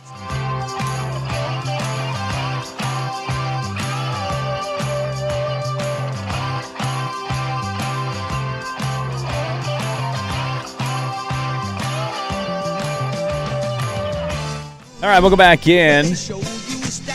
Talking about Game 7 and Wemby. The Spurs, I don't believe, will be breaking the Blazer record of youngest team to win an NBA championship. The second youngest, though, if they win, right? Well, so I'm looking at... Because they were slightly older than Portland, just by a hair from 77. So the 77 team was about 24 and some change years old. Right. It's still the youngest. The Warriors were close. They were 25.1 years old. I'm looking at a website that has the age, and the Spurs are kind of down there. They're at 26. Oh, okay. So they won't break the record. The Portland Trailblazers in 77 were 24 and a half years old on an average basis. We still got that going for us, baby. We're still the champs Can't of that take that away from us, San Antonio. But I think the thing about them is, on the Wemby note you mentioned of SGA kind of turtling or going away, you know, you can look at a stat line. I can read you his stat line, and it was 22 points, 22 points, 7 boards, 2 assists, 1 block. Yeah, that's good. It's a good stat line, but one offensive rebound, by the way. Right, doesn't jump off the page. It doesn't jump off the page, but here's what's fascinating to me. He is, in a weird way, he's creating almost a stat of some sort that doesn't... Passed up shots. Whatever you want to call it. How many games and how many times during the series did you watch anybody on Oklahoma City, as soon as he got in the paint, if he's there, turn, kick, or even attempt to go at him? Chet Holmgren forgot how to dribble. Can we add that into the stat category? I want to talk about him. Wemby made him forget how to dribble. But, that's not a stat that's going to be on a box score. Now, advanced analytics can certainly show you certain elements of Wemby's impact. Scoring in the paint, field goal percentage around the hoop. I don't even need advanced analytics for this dude. I'm just pointing out what the obvious is that we're all watching it. Anybody and everybody sees him, and this is what's going to be fascinating about the series. I'm actually super stoked on this. And I was more excited until I woke up and I saw that the masses are asses and they're following me and betting the Knicks. I know. The odds were shorter than I thought. I was disappointed in that. I'm taking the Knicks in 7, and I'm going to stay with it because I felt that way, but I... Don't bet them to win the series. Wait and see. If they lose game 1 of the series, then you'll get better odds. That's what you need. You need San Antonio to win, and then you get better odds to bet on them. But I don't like that everybody's kind of following me there. Yeah. But the thing is, he has stats that aren't even stats, and I think that's the tough part. I'm with you of his Game 7 was good. He didn't have the play. Cornette did. He got the help from everybody else, but his just existence in itself is just crazy. Right. And we don't give it, I think, enough credit because it doesn't register on the stat sheet. No, I mean, I would say it registered and it's not the entire reason, but Oklahoma City only scoring 103 points, which is low for modern NBA standards in a Game 7, shooting 34% from 3. The defensive impact and their ability to be elite on that end of the floor when it matters most is how he impacts the game the most. And he's the most impactful player in the NBA, I think, just because of his ability to do it on both ends. He's the first guy out of this series in NBA history to have 15 threes made and 15 blocks in one playoff series. Nobody's ever done that in the history of the NBA. He had moments where he was dominant offensively. He had moments where he wasn't great, but you always feel him when he's on the floor, and that's not the case for all the other elite players in the NBA, especially on both ends. And I I think the wow factor is simply watching guys who are at the best of their craft. Like, this is why I brought up the SGA play, because he was outstanding in Game 7. He just won a second consecutive MVP. He is the reigning Finals MVP and NBA champion. And you don't see a lot of guys have the ability to get into the head of a player like SGA and make them dictate or change the way that they're playing and operating on the floor. So you thought he got in his head, whereas I'm just like, this is kind of how they've all operated the whole series. I get it. I just am saying, like, it's just wild to see a guy who's known for getting to the paint and creating contact, mid-range jump shots, and getting to the foul line in the biggest moment of the game say, nope, not even going to try. Because you can't do it. I think that's the tough part. There's nothing that you can do in that moment. He doesn't commit a lot of dumb fouls. Like, that's going to be, here's an early peekaboo thing. He is really good. I know he got into 5 fouls in Game 7. I thought they should have attacked him when he came back out. He doesn't commit a lot of dumb fouls. No. You can't really fool him much. Whereas the guy going against him, not him per se, because I think they put OG Anunoby on him, but like the fellow big on the other team, man, Karl-Anthony Towns can foul out quick. Very quickly. He commits stupid fouls. Yep. So it's, to me, there's going to be a lot in that series. Like, you're going to need certain players to be far more disciplined than they are. Now, we talk about the impact of Wemby and them going on the road, and like, it's clearly the story here. The other big takeaway is like Chet Holmgren. He broke. I don't know what happened. It was there. a LeBron James, JJ Barea moment. You know, to be it honest. was. Like, how is this happening right now? There's no doubt about it. It's interesting to listen back to Dallas Mavericks in that series of what they did, and I know we classify it as JJ Barea. We should, and he played horrifically. I remember watching that series in the moment being frustrated, but I was more upset by Chet because with LeBron, I'm like, I've seen enough evidence to know that this guy's going to probably be okay. You've already single-handedly carried a team to an NBA Finals. Yeah, exactly. Like, this was a moment for Chet. They won the title last year. Here you go. You got Game 7 on your court. This guy has punked you since you were a teenager. Are you going to show up? You haven't showed up largely the whole series. To shoot twice in 33 minutes and to pass up how many shots from 3? He couldn't catch passes. No, he couldn't dribble. He literally couldn't play. He could not play basketball. He got literally broken down to the point of he looked like the Monstar stole his powers and he didn't know what he was doing. It was a Ben Simmons Game 7 of It really my was. God, what just happened? Daigneault had to bench him late in the fourth when that game got tight because he wasn't going to get anything from him. Supposed to be your second best player. And Presti's not going to overreact the way the media is going to overreact today, but I'm saying, man, like, I feel like I'm taking a victory lap in one way of, like, last year I got in an argument with Swag about the Thunder not making moves, or 2 years ago, and he thought they should make a move, and I'm like, no, let the young guys ride it out, and they lost, and then they ended up winning the title. See what you got. I had the same takeaway with the Spurs. Like, why would you dive into Giannis? Your team's young, you're all 20, see what it is. They might win the championship. Very well could. Teams are going to be far more patient in this era. That being said, dude, like, you play like that when I need you as an all-NBA guy and a second runner-up to Depoy. Yeah. 4 points on 2 shots. If they consider doing something drastic in that regard, I wouldn't blame them, man. That I would be irate if I was SGA, if I was Sam Presti. That is not a performance of a third-team All-NBA guy. I saw a lot of Blazer fans making the joke this weekend after that game of, like, Wemby not, or not Wemby, Denny not third-team All-NBA, but Chet Holmgren is. And I understand it in the aftermath of that game. You're looking at a guy who was second in Defensive Player of the Year vote. He's very good on that end of the floor. The main concern here, and this is why I brought it up, because, you know, when Ben Simmons did this, it was almost viewed as the end of his career. Like, when he had that Game 7 against Atlanta, it was like, oh my God, this guy's broken, and I don't know if you could ever fix him. Ben Simmons in that attempted 2 in a Game 7 on his own floor. And at least the only thing Chet has is, I have a title. That's the only He's thing got he has one time, to right? He rest was on able right to now. get over the hump last year, and he's very good defensively. We know that. There are just concerns and questions about where is his offensive game going to go. Did you feel like he was good defensively in this series? I No. didn't feel like I felt the impact. No, it's I mean, look, the Wemby thing is a horrible matchup for every big. Like, But we'll he see. doesn't guard Wemby. But he doesn't guard. I know. And then so you got to find a way to have an impact elsewhere, because Hartenstein had a much bigger impact on Wemby when he was in the game than Chet did, just because he's too scrawny and skinny, and there's nothing he could do there. It's shocking to see a player who I don't like because he annoys me. I don't like the way he looks, and I can't stand his AT&T commercials, and he's a Gonzaga guy. Like, I can't. I want nothing to do with Chet Holmgren. Yeah. But I also acknowledge that we know he's a good player and how talented and capable he is. To see a guy get emasculated to that level by another NBA player is shocking. It's one thing to see a guy just outperform and like Wemby outplayed him in the series. That's fine. Wemby's a better player. It was jarring to see how he had zero confidence to do the most basic routine things on an NBA floor. There was a possession where they passed it to him and he was standing on the three-point line. Wemby closes out. He's, 5 feet away from him. Chet takes one look at Wemby, does a little bit of a jab step, and just goes, nope, passes the ball right back to where it came from.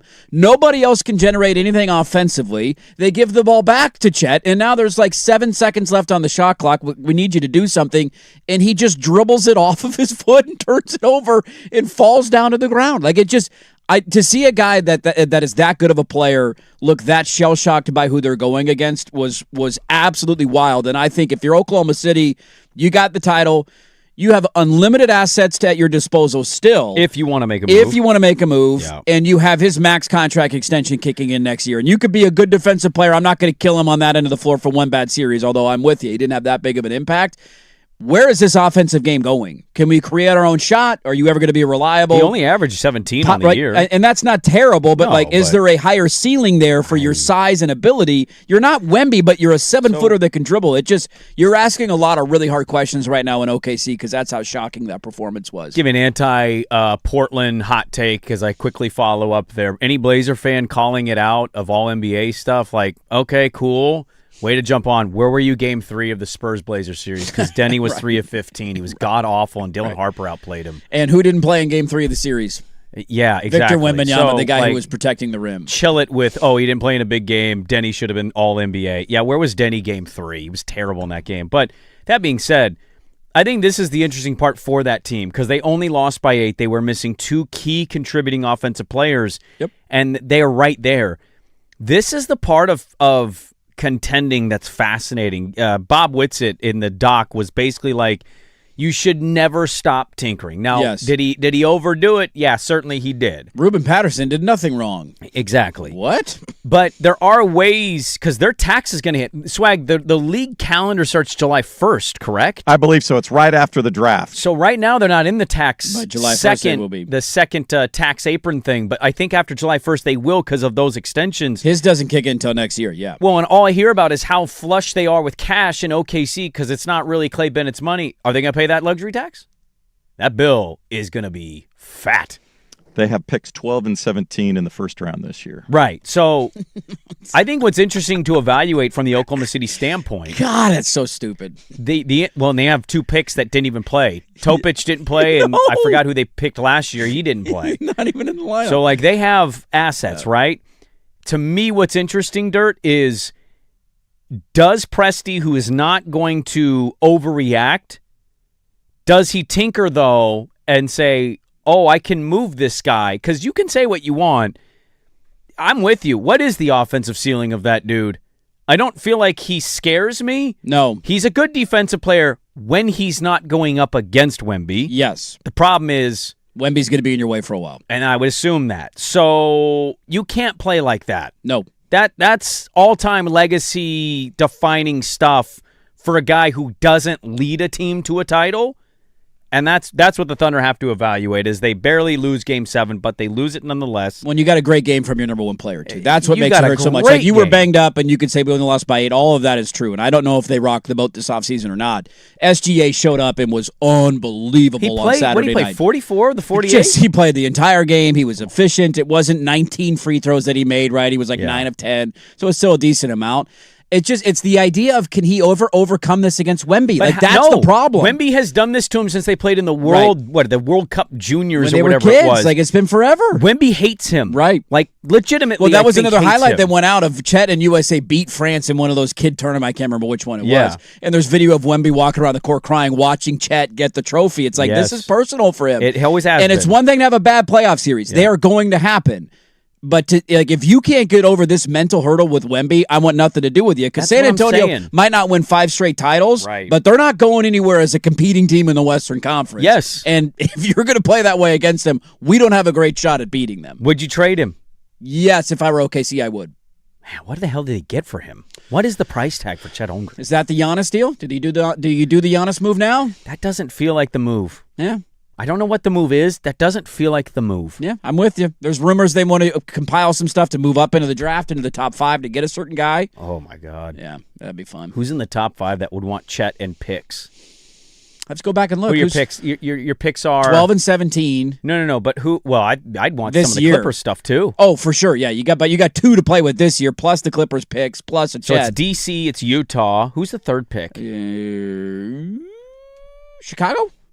No, Chicago's 4. Chicago's 4. Who's 3? Who's 3? And then 5 Utah. No, Utah's 2. 2. Because they're getting to Bonsa. Yes. Washington 1. Washington's 1. Yes. Memphis. Memphis. Right. And then whoever Memphis the hell ain't the 5 is. Like, is there any of those teams? Clippers are 5. Clippers Ooh. is your shot. Yeah. Pair. The Clippers getting their picks Chet. back and getting Chet to pair with Kawhi. They're doing the Blazer Giannis deal. Hey, you want your stuff back? You want your stuff We've been back? holding on to your stuff for a while. You want your stuff? You can have your stuff. A couple more thoughts. We got an NBA Finals matchup. We'll dive into that as the week goes on. Game 1 is Wednesday. But a couple more thoughts that I want to get to next on The Fan.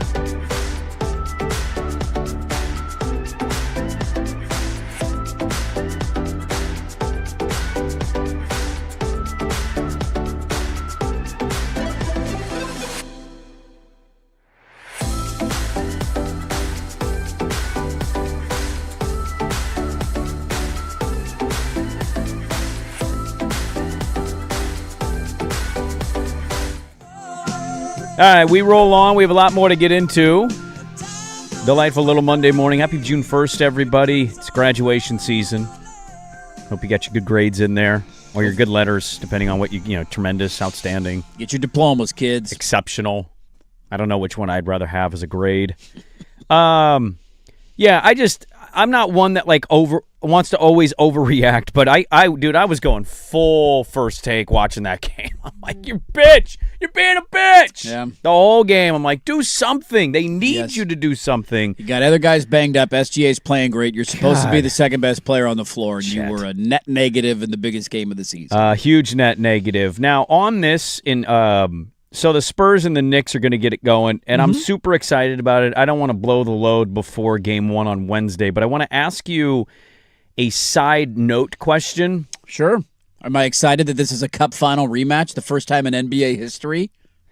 Maybe the regular season matchups do matter because they dominated the Thunder. They ended up winning the series. I'm surprised you haven't brought that up yet as a Cup boy over there. I figured you would have argued that one already. Somebody tweeted the that. Knicks repeat. The first time in the historic run of the NBA Cup, we have a finals rematch of the NBA Cup, man. It was actually a good game. I actually totally forgot that they were the teams that played in it, but I'll take your word for it. I went into it thinking the Spurs were going to win the Cup easily, and the Knicks actually played them really well. They killed them, They beat them by like 20-something. So I'm looking forward to it. I think it's going to be a good series, but I certainly understand the other side that's like the East blows, the Knicks have been waiting too long, and the Spurs did this already. This is scary. They're going to do it. Certainly worried about the rest of Game 1, that's for sure. Yeah, absolutely. Now, let me ask you a Blazer-related question, because yes, I am able to watch a Game 7 not involving our team and then going, connect it back. How can I get us involved? This is what we do.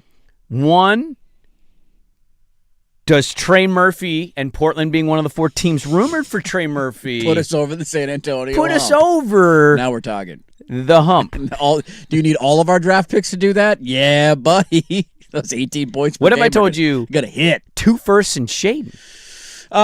Depends on what the firsts are, because we got a bevy of them to choose from. I give you Orlando's first, because I don't think that's going to be a good first. Yeah, they don't seem to be pivoting, so that should be a later first-round pick. Some people think they might dive into the Giannis stuff, trade Franz Wagner and some picks, and go get Giannis, because their head coach is Sean Sweeney, who's with the Spurs. He worked in Milwaukee for a while. Yeah, that's true. That's true. I know there's reports Giannis wants to stay in the Eastern Conference. He wants to be closer to Greece, so maybe Orlando East. He'd be willing to go. I wouldn't be that upset with it, because you'd still have a ton of picks to play with, and unfortunately, I think the Shaden Sharp era has come to an end in Portland, and I think we got the blueprint of that in the playoff series when your maybe soon-to-be named head coach, although who knows when we get an announcement on that, refused to play him and put guys in who literally couldn't make a shot over him. And so if that's the way we're going to treat him in the playoff series, I just tend to think his days are numbered. So if it's 2 firsts, one of them being Orlando's plus Shaden, to go get a guy who's a really good, young,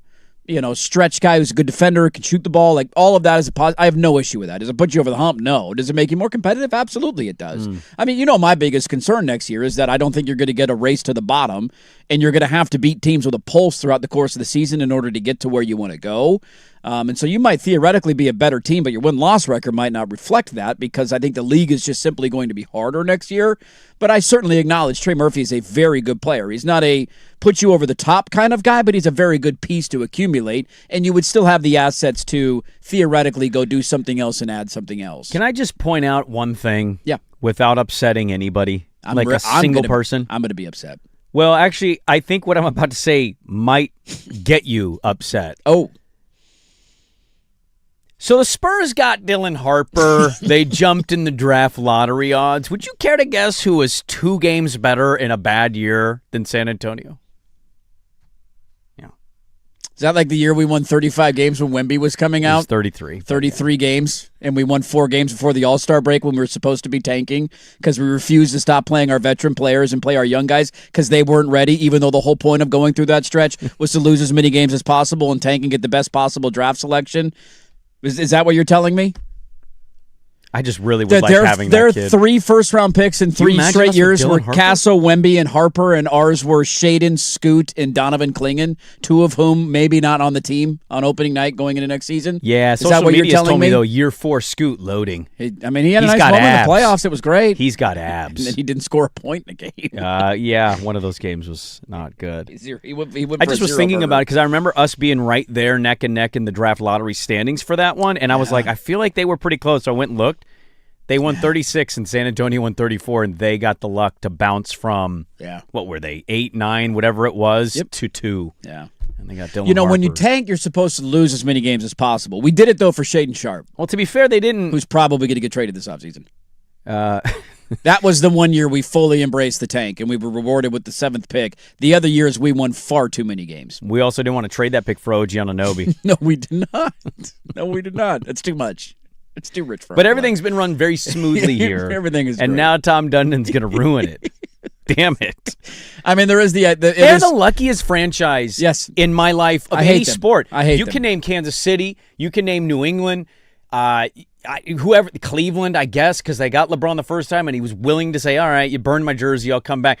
The Golden State. I don't really care who you want to name It's in San any sport. Antonio, and it's not even It close. really is the luckiest team in sports in my lifetime. They're a small market, not a super desirable location They're for not people. at all the desirable it's location. San Antonio, I've dude. been to San Antonio.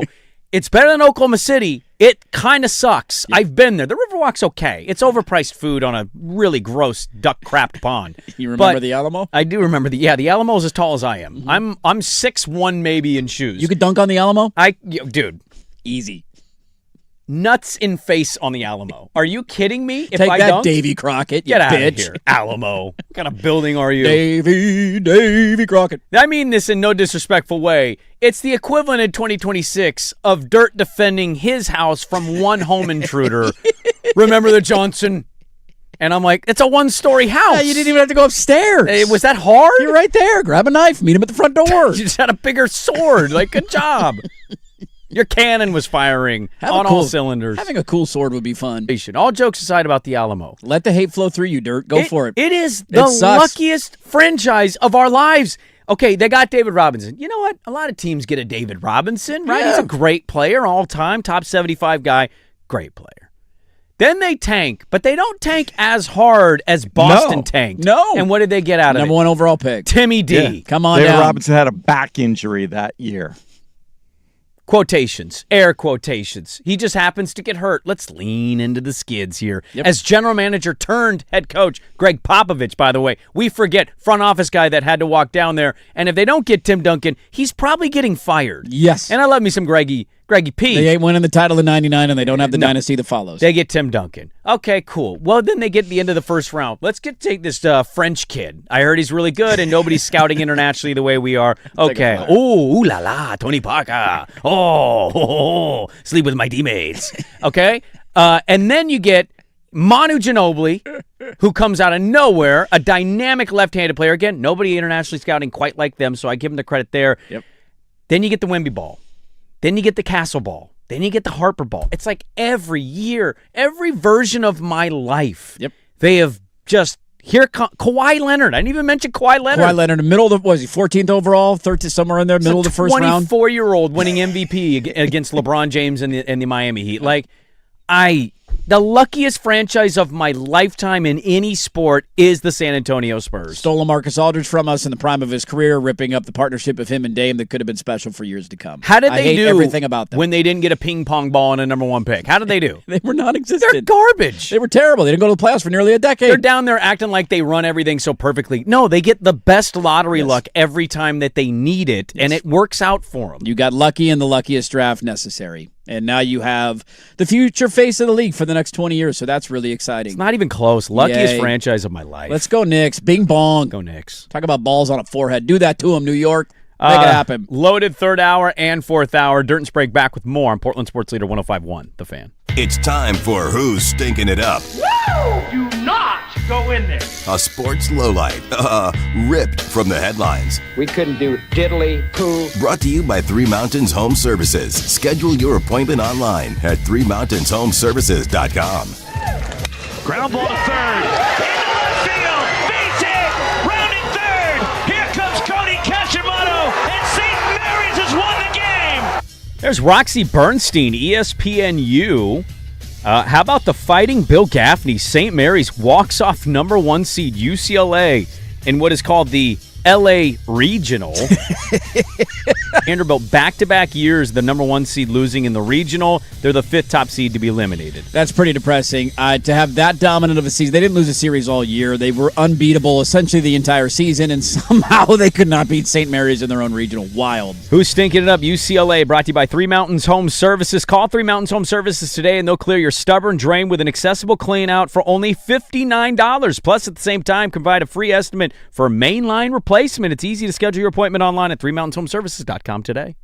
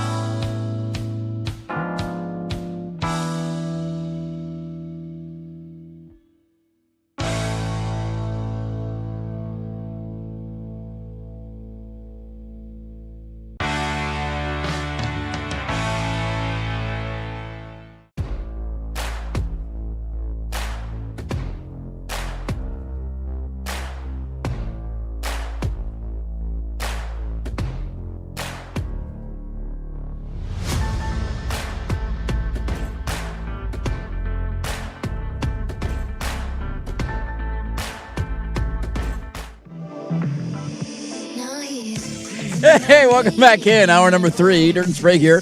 Portland sports leader. 105.1 FM, The Fan. 1080 AM, the Odyssey app. Live on YouTube.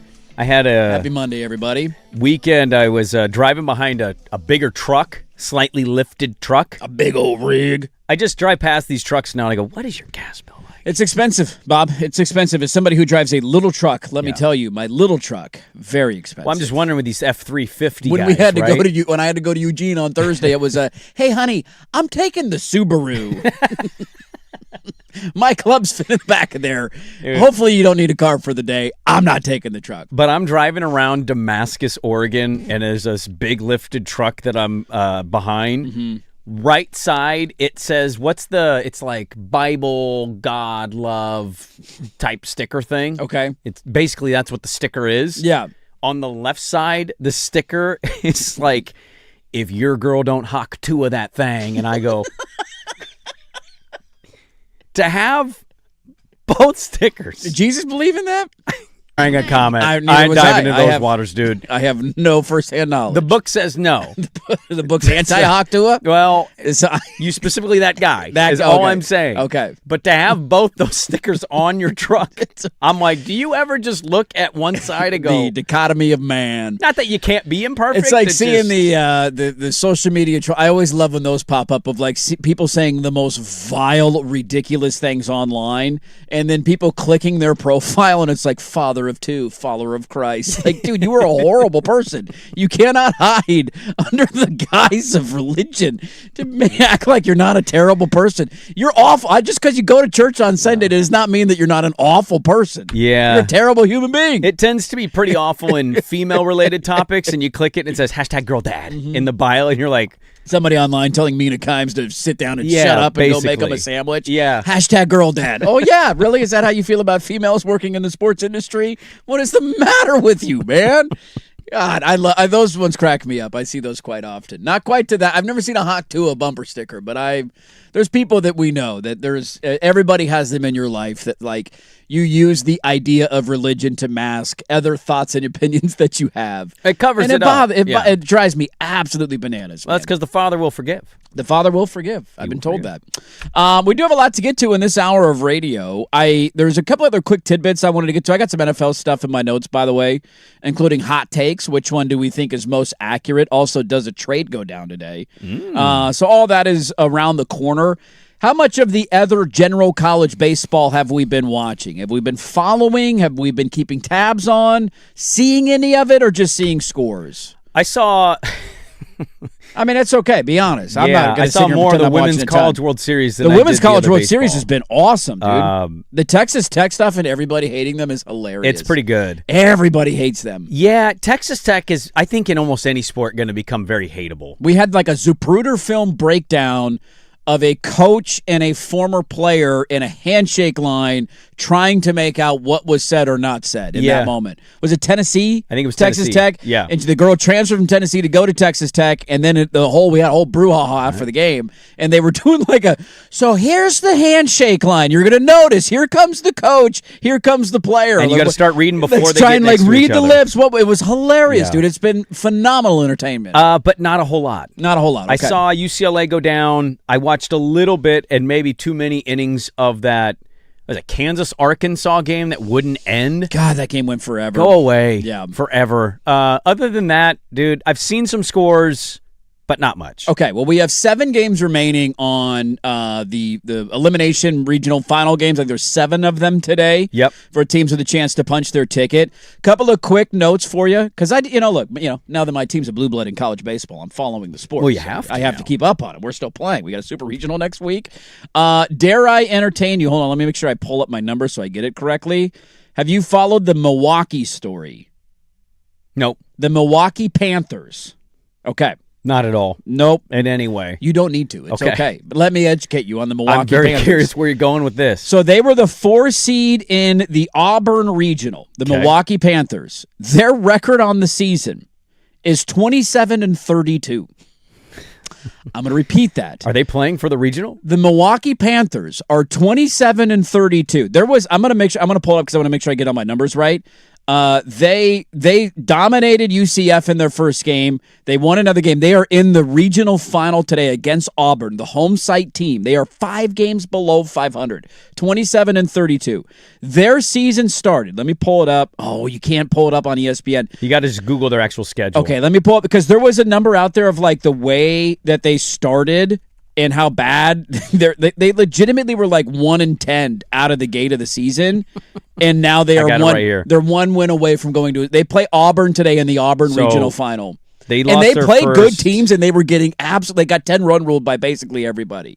So they started their season 4, 5, 6, 1-5. 1-5 out of the gate. Yeah, 1-5. 5 games below 500. No, 1-6. I'm 1-6. sorry. Yeah, 1-6 out of the gate. They are in a regional final, so there's a rooting interest for you if you need anything today. The fighting Milwaukee Panthers. Is Milwaukee University? Is Milwaukee College? I've never heard of the Milwaukee Panthers before. It used to be the University of Wisconsin, Milwaukee. Okay. And then they just went to Milwaukee. Dude, they were 2-14. I'm not kidding. Like games. it's insanity. I'm looking at it right now. They were 2-14. They were one of these like they won their conference tournament. This is like an Oregon State Elite 8 run. Where you're like, how is that? We fired the coach in the first month of the season. How are you in the Elite 8 right now? So I think we all need to come together collectively and root for Milwaukee. It'd be a fun story, but they did get bludgeoned against Auburn in that last matchup. Oh, they got killed. Yeah, they had a chance to win it, and they got killed. So they play regional final. That one's at like 3 on ESPNU. So if you're looking for a random rooting interest, that one's kind of fun. The only other takeaway I have, and I say this as somebody who is just beginning to follow college baseball this year. Hello, welcome aboard, Dirt. How are you? You've been in a super regional before. You know that, right? It's happened before. I'm sure it has. So we're good now. Anyways, the other takeaway was, why are we throwing guys out for doing the only thing that makes college baseball watchable? So you can, I don't know the kid's name off the top of my, let me see if I can find it. They cocky sniffing stuff? They're yelling at each other's stuff? There's a kid at Georgia. So he hits a bomb. They're playing Liberty yesterday. Trey Phelps. Okay, it's a 6th inning. They're down 1-0. Yeah. Against Liberty. He hits a 2-run bomb. This became quite the story. And look, does he get a little over the top with the pimping? Yeah, it's a little too much pimping for my taste. He turns around, yells something at a Liberty player. He's hollering at his own bench. I think he shouts something at the first baseman as he's running by. Like they weren't yelling anything all game. Like, I get it. He's doing a lot. He's turning around, pointing at the third baseman, I think, as he rounds third. I get it. It was aggressive. Can we also acknowledge, you guys can be in the trust tree with me here, okay? Because you're college baseball guys from your school. He danced the whole way around. The whole way around. That's the way you should do it, baby. He gets tossed out of the game. As soon as he touches home, the ref you're out of here. 2-run shot, 6th inning, and the team's like, how is this? There's a lot of unwatchable aspects of college baseball. Let's use Oregon State's collapse in the 7th inning as an example. Right. I once saw my team lose a game on a walk-off balk. That happened, right? Yeah. Like, there's a lot of bad moments, and it's not the highest level of baseball being played. What makes it entertaining? This.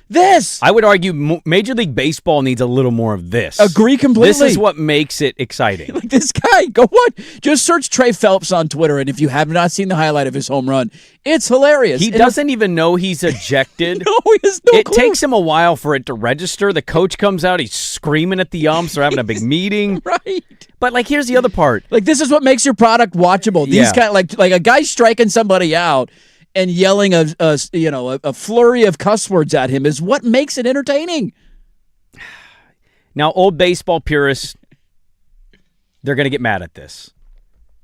But this is absolutely the way the game should be played now. It absolutely is. The whole, don't bet. What was it? The bat flips was a big story years ago. Jose Batista did it, and then he got his home face runs, knocked off the next year. How dare you? Have some respect when you hit a home run. It's like, do the pitchers always have respect when they get strikeouts? Because I see the opposite thing happening. The only ones I will ever criticize are if you pimp it early and it doesn't go out, you're hurting your team. Those are the only ones that I will criticize of, you stood there and watched, and that ended up being a single off the wall. But you end up paying for it. You do. It hurts your team. It comes back and bites you. So, if you pimp a home run, I have no problem with it. Oh, by the way, these guys chirp at each other the whole game. The whole game. Having covered OSU baseball and been up close and hearing it, man, those dugouts are talking to each other. Yep. So, I have no problem with a guy getting a home run, pimping it a little bit, and then barking at Liberty as he rounds the bases and at the dugout. We tossed him out of the game. It's a bit much. Nobody's here to see you, umpire. I get it. If you want to say something to him as he's rounding home of like, dude, can we not do that again, please? He's probably not going to listen to you. It's a regional game. The season is on the line. Guys are fired up. It's a 1-0 game in the bottom of the 6th inning. He hits a 2-run shot to give his team the lead. Again, season on the line. Yeah, he's going to be a little passionate and fiery. It was hilarious to watch. Of course, it was over the top. If it was too far over the top, guess what Liberty can do? Plunk him the next time he comes up if you want to. Let the game police itself. There's a lot of moments when I'm watching a college baseball game where I'm like, this is not that fun. There's a lot of guys who can't throw strikes. It's not the best played. It's not the cleanest game out there. But the trash talk and the rivalry stuff make it fun. There were a lot of blowouts, a lot of teams scoring. Like USC put 15 up on somebody yesterday. You get those kind of Oregon State and their wins over Yale, and I turned both those games off in the 3rd inning. Yeah, because it was over. They weren't getting hits against you, and you were already up 7-0. The game's over. So if you have something that makes your product entertaining and enjoyable, if I were the NCAA, I would step in here and say, give me more of this because it's entertaining. Well, so I think the other part too is, not watching all of the games really and following per se of I don't know much about any of these rosters. For the 2nd straight year, you had the number 1 overall seed get bounced in their regional. That just happened last year with Vandy. It happened this year at UCLA. Shocking stuff. Look at the elimination games and stuff going on today. You have number 12 Texas A&M on the ropes against an unranked USC. Yep. You have a top 16 ranked West Virginia on the ropes against Kentucky. West Virginia hit a walk-off shot the other night that was a pretty cool highlight. They came back in that one. They came back, yeah, to stay alive. Number 8 Florida is on the ropes against freaking Troy.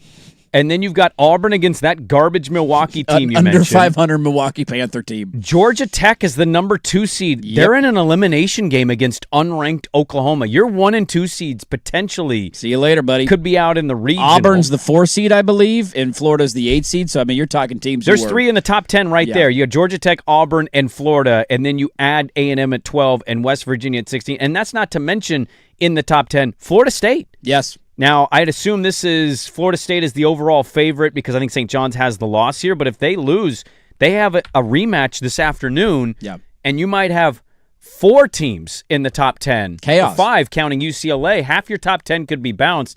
I don't know how much of that is portal driven because I don't follow that sport specifically. But it makes for a pretty wild super regional matchup. It does. Look, it's funny to kind of follow it now where you're jumping in late, and I certainly have done that with Oregon. But when your team's in the mix, you're going to follow the sport a little bit closer to see where we're going to play. And I saw a little bit of the Texas stuff over the weekend. They look like they got some dudes who can mash. So I think it's a byproduct of probably the portal, but also on top of that, just the idea. This is what we love about baseball, right? You just get a team who's randomly hot, or one guy hits a couple of home runs in a game and you get a good pitcher. That's all it takes to win and pull off an upset. It's much more feasible than doing it in other, a football sport, even basketball. I know we'll get upsets in the tournament. Yeah. But in the long haul, eventually the Cinderella runs out. We've seen some random Cinderellas make it to the World Series before in some smaller programs and all of that. Oregon State certainly was that way back in the day before they turned into a powerhouse on the West Coast. So I think it makes for fun super regionals and random stories that are entertaining to watch come supers next week. And I think, Oregon winning, they got to the Big Ten championship. They turned over half the roster. They got young studs. Their pitching has kind of been their biggest bugaboo in this thing, and their pitching I thought was pretty good yesterday. Been fantastic. They've been one of the best staffs in all the regionals. Their ERA, strikeouts, all that stuff. So and everybody, we had Krupke on and we had Parker on Friday, and both of them, Parker not surprising, but Krupke picked Oregon State to win. So I think more people thought OSU would win, but I don't know how shocking it is that Oregon was able to accumulate talent. The thing I wonder about for Oregon State is they still haven't won a road regional since 07. And I know they've hosted quite a bit, but they haven't won a road regional since 07. I think now their record is sub 500, whatever that is in total. It's more in the portal era. Are you keeping up as an institution? You're going into a conference next year. Yes, you are. So are you keeping up as an institution in the portal arms races? Because you can think baseball's not that big in the grand scheme, and I would largely agree. But other programs are. They're overturning rosters. Half of Oregon's roster being new is, to me, you probably had some graduating seniors, obviously, but also, that's the modern age of things now. Mm-hmm. How is Oregon State keeping up in that arms race? Because, you get to the regional, you get to a super regional. There's kind of, unfortunately for Canham, there's an expectation, right? And getting to Omaha is always the goal. They got there last year, and they won a game. I know. But to me, it's like losing in the regional, but losing to your rival it makes you have to look in the mirror a little more. And so for it, I was just wondering, as somebody not following it as closely as so many great Beaver fans, like, are they keeping up in the arms races, how they're doing in the portal, and how that's comping to other programs that do? I think the difficult thing for them is going to be, and I don't blame them for the independent move the last 2 years, right? Try and schedule the best you can. It bit them a little bit this year not getting the chance to be in a host a regional. It definitely bit them. But I think the biggest question I have going forward is when I don't know what the composition of that as a baseball conference will look like, right? How many teams will be? It's not the old Pac-12. There's not a UCLA in there or an Arizona or a USC, right? There were very good programs in the old conference who have now all moved on. Can you get teams to schedule you enticing non-conference series, or is the only opportunity to play those games by playing in tournaments and getting a one-off game? I think that's the biggest question I have. Are you better served to go to a Tennessee or go to a Vandy in a non-conference versus, like, let's meet and surprise Arizona? If the teams want to play those, like, that's a difficult. We go through this at the end of the March Madness tournament every year, and the lower level conference teams and coaches will tell you they won't. Who was it this year? Was it the Miami, Ohio coach? I can't remember. But remember one of the guys going on a rant after a game, like, these guys won't play us. We can't schedule them. Yeah, it was Miami. And then Ohio. it was one of the bigger coaches, maybe Wisconsin or somebody else coming out, or I can't remember exactly, but it was basically like, why would we play you? We don't benefit from it. We don't bet. We get nothing for it. We have X amount of quad one games in our conference because our conference is already good. So we get, like, I understand that you want to play us, but he jokingly then was like, when you leave your small job and go to a bigger job, you're going to have the same philosophy about not scheduling them because it doesn't give you any benefit to play them. And so that's the biggest question I have about Oregon State baseball is just how hard is it going to be to put that level of a lack of a better term, because I don't know what the term is in baseball, quad one type schedule. Sure. Because I don't know how many compelling matchups you're going to get inside your conference. You're going to need those. And I don't know if it behooves the teams in the SEC to schedule that against you, because we already know the SEC is a meat grinder. So why would we make our non-conference that much more challenging? Yeah, I mean, I don't doubt OSU's willingness to play certain teams in that sport. They've certainly established the reputation, but I think it's more like how you balance that with diving back into a conference, because you've been conference-less for 2 seasons now, right? So now you will have the benefit of, if you win the Pac-12, it's an automatic postseason bid, right? So you got that going for you. You didn't have that the last 2 years. Yeah, but making it to the postseason is not your goal. Are you going to be good enough to host? Yes. I mean, that's ultimately going to be what they've got to go after. It's just a fascinating thing to think about. And look, the other side of it, too, like Oregon getting to this point, it's the first time they've taken on each other in the NCAA tournament. You're not wrong to point out this means a lot more to the OSU fan base, and so I think you're getting more people upset today. My buddy's a diehard Duck, went to Oregon. He was golfing in the middle of this game. I don't even know if he knows the score of this game. So, like, it's not that they don't care. It's just like large people don't care. Yeah. So we don't live and die with it the way you guys do. Yeah, if you would have lost, you probably still would have come in with all of your Oregon gear today. I mean, like, yeah, well, it's football season. So I totally would have understood that. It's more like, do you keep up with everybody else that continues to roll on and develop in the portal era? Yeah. That was a fun thing to have, though, this weekend. There was a lot of little sports things that happened all weekend long. You had NCAA tournament baseball. You had Caitlin Clark here. I know you didn't watch, but you had this crazy ending to the Champions League between PSG and Arsenal for football fans. Oh, who won the Champions League? PSG. PSG. Back-to-back champs, dude. Came down to penalty kicks. Ooh, that's enticing. You know what I did this weekend? I started rewatching Ted Lasso. Oh, really? To get ready for the summer release? Not even that. The idea of starting a new TV show is intimidating to me. Of, like, the volume of episodes and how long all of them are. So you went back to an old friend? So I went back to an old friend. Really? It's like they're all 30 to 35 minutes. They're perfect. Over like that. It's just, it's Thorne's such got a late show. penalty to get a draw. Hey, look at that. Let's get Thorny. I'm sorry. Was it a big game? Did they have a big opponent? Was there, like, something on the line, or just a normal game? I'm not celebrating a draw. We don't put those in there? Premier League, yeah, maybe. Okay. Yeah. I don't know about that. I needed to feel good in my life. But it was fun to have that atmosphere last night. A lot of orange at PK Park, and then Duck fans, to their credit, dude, they were loud, they were rowdy. Let's not get it. We don't care that much. But I'm glad they were it was there. Nice weather and they showed up. It was a good atmosphere. It was a good atmosphere. The Beaver fans made it good. It got a little hostile. It was nice to have, to your point on Wednesday. When was the last time we had that much on the line in a Civil War game? It's been a minute. It's been a while, dude. And I didn't feel that way about it. Like, I knew it was the matchup, but I was like, yeah. And then you said that, and I started thinking, and I was like, he's right. We haven't had a lot of juice, and I don't know if we ever will.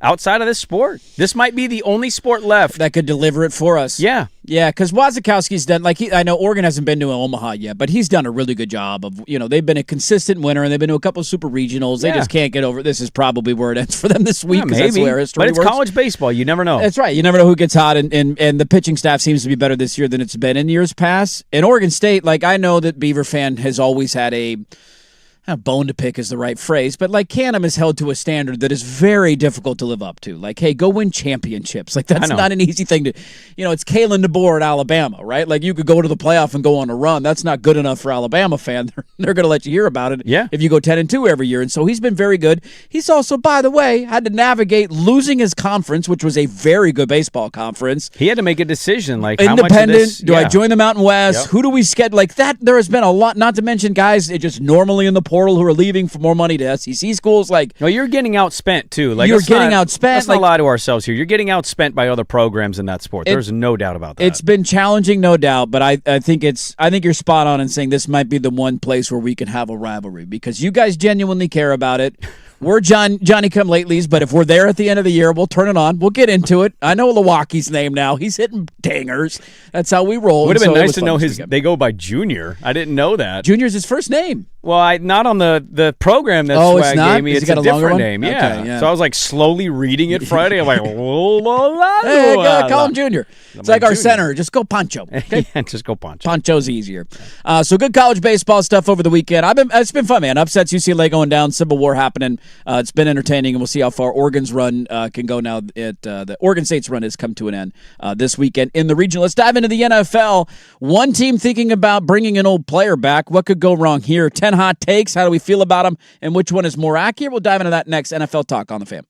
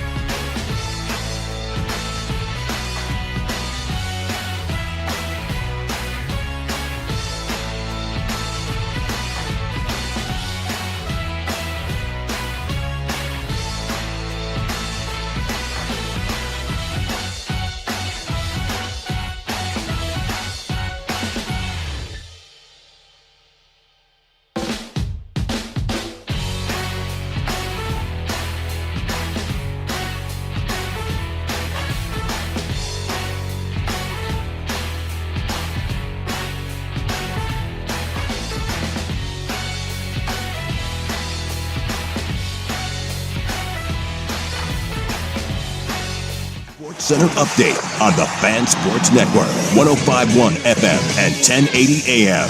First on the Fan, a perfect 3-0 weekend for the 11th seeded Oregon Ducks baseball team, resulting in a trip to the Super Regional. They defeated Oregon State 4-1 Sunday night to advance. Oregon going to Austin. They'll face 6-seeded Texas in a best-of-3 series beginning on Friday. The NBA Finals features a rematch of the '99 series. Spurs knocked out defending champion OKC in Game 7 over the weekend. So Game 1 versus the Knicks set for Wednesday night in San Antonio. Spurs 4.5-point favorites for the opener. They are a minus 205 favorite to win the series. I'm Jason Swigart from the George McCoy at Warren Allen Sports Desk. Don't call your mom, call George McCoy at warrenallen.com. This is the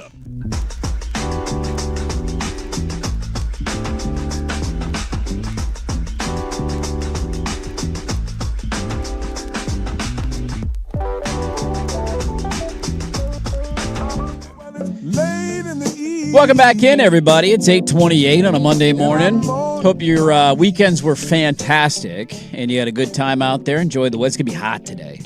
Upper 80s today and tomorrow. We might get to 90 tomorrow. Get that AC cranking up. We are live on YouTube as always. We're debating the market size of San Antonio somehow, some way in there. I don't know why we're debating this. There's a little data out there. San Antonio is a small market. I know. I'm sorry to report that news to you. It is. I just glance over. I'm like, what are we yelling? Oh, okay. We're yelling about the size of San Antonio. That's what we got. So, keep up the good work over there. We love having you here. I was genuinely bummed. I'm assuming you guys played the J.J. McCarthy audio at the end of last week. God, I missed that gold mine. When I saw that later in the day. Some really juicy I missed stuff. that. I missed the Joey Maguire taunting, did. which, by the way, I'm sure you guys talked about it. We did. The audio is fantastic. If you've not seen the video of Did not play the audio. Okay, didn't play the audio? Did not pull it. I read the quotes, Did though. you see the video of the audio? Yeah, I saw after the show. Okay. The best part about it is that it's some Big 12 media spring, It's the whatever. spring things, yeah. And Rich Rodriguez is sitting next to him the entire time, laughing his ass off, listening to the Joey Maguire rant. Can I do something, though, that I never thought that I would do? Oh, God, you're not going to do what I think you're going to do. Can I stand up for Texas here? Oh, you're an idiot. Now, You're an idiot. Sark's running his mouth against everybody for no reason this offseason. I said this Friday. I legitimately believe he's the most hated coach of the coaches, and I know Lane Kiffin exists. You think Sark's more hated than Lane Kiffin? Just because he's taking shots at people? Lane has pissed off Ole Miss, correct? Well, Tennessee and USC. Well, they kind of Alabama kind of hated him at the end. Yeah, okay, but those places fired him. They did. But he's pissed off Ole Miss. For sure. How many schools has Sarkisian dove into this offseason of shot, basket weaving? Yeah. I mean, there's a little bit of that out there. Come on, man. I love the idea from McGuire. It's a can't lose PR strategy. Absolutely. That's like, exactly what let's go play, Yep. and it's going to make Texas We'll look pay like little for it. bees. Yep. Like, we're not going to back out of the game because we know Texas is going to do that. Yep. Texas plays Ohio State the next week. Tough crap. I mean, don't pop off. You know who Texas Tech plays the next week? No. You. Oh, well, that's a juggernaut. I'm sure if Texas came back, that would be the best way for Sark to respond. We just lost the regional. We got a chip on our shoulders. Sark coming out saying, hey, we'll play you guys in week 1. You just got to flip game 2 opponents. Then do you want to do it? Because the answer would be no. It doesn't matter. This is not this. We're not playing the same sport. You play Abilene Christian and then Oregon State. They play Ohio State in week 2. Well, I know, but according to Sark, he only needs his 2s and 3s. Yep. The ones can rest to play Texas Tech. That's the point. Shut the hell up, Sark. He did not say that against Texas. Yes, he did. He said we can win Texas Tech's schedule with our 2s and 3s. Not we can beat Texas Tech with our 2s and 3s. But you can't. That's literally not what he said. But you can't pop off that you can win the schedule with your 2s and 3s and not expect the team who has the schedule to go, hold on. Then let's play the game. Texas Tech. I don't want your 2s and 3s. Bring your 1s. They want to do the 1s. Sark's a bitch. I get it. Come I'm get not these 1s. I understand. We can all make fun of it. I'm rooting against Texas this year. It'd be hilarious if they fell on their face. Texas Tech doesn't play with anybody with a pulse all season. They don't control that? Yes, they do. You literally make your own schedule. Big Ten's and tough. it just came out Big from their 12's head coach and their booster that they're willing to buy out anybody to go play anybody. Well. So if Texas says no, why don't you go play somebody in week 1? Because nobody's popped off except Sark. So it's time Go find another big-time opponent. Who do you want to go play? You got all the money in the world. Go do it. Oh, not like Texas. They're going to open with Abilene Christian and win the game by 70 and then play Oregon State in week 2 and probably win the game by 40 and go undefeated against their cakewalk schedule. Easy with the 40 there. Can we say 30 and call it good? I mean, do we need to go by 40? Last year didn't go great in that game. I think they had one of the worst coaches in the entire sport last year. He was pretty bad. He gave up a lot of 3rd and 29s. Texas is. I can't stand Sark. I get all of it. Here's the thing. This is the reason why it pisses me off, though, is that this is the exact point of the scheduling of wait a minute, now you want us to buy out to go play you in week 1 and then Ohio State in week 2? See, the point to me isn't the takeaway is Texas. Look, Texas Tech's schedule is soft and non-con. I'm not arguing that. And conference. They don't even put BYU's the only team. They don't play them. They don't play Arizona control State. The conference being good or not. That's not their control. Okay, the non-conference, I'm with you on. I keep highlighting this is an unnecessary comment. You can't win the SEC with your 1, so why are you talking about what you can't do with your 2s and your 3s? I agree completely with that. So that's the only element of that's why I did love McGuire. Cody Campbell, not a big fan. Don't want this legislation to pass. I don't think it will, but we'll wait and see. Pate thinks it will. There's good news in there for you, by the way. Did you read some of the nuts and bolts of it? I haven't read all the details on it. So you go ahead, finish your thought on Texas Tech. My whole point is just simply say, I love this for the sport. I went on a big thing on Friday of, I don't love a lot of sport that has become the WWE, right? I don't have a problem with wrestling. If you want to watch wrestling, support wrestling, that's cool. But when you're making my morning programs, my afternoon shows, let's bring on Jey Uso. I thought we were talking about the NFC West here. What are we talking about? Real sports? Jay, who's going to win the AFC South? Let me read the script. There's an element that I don't like, all right?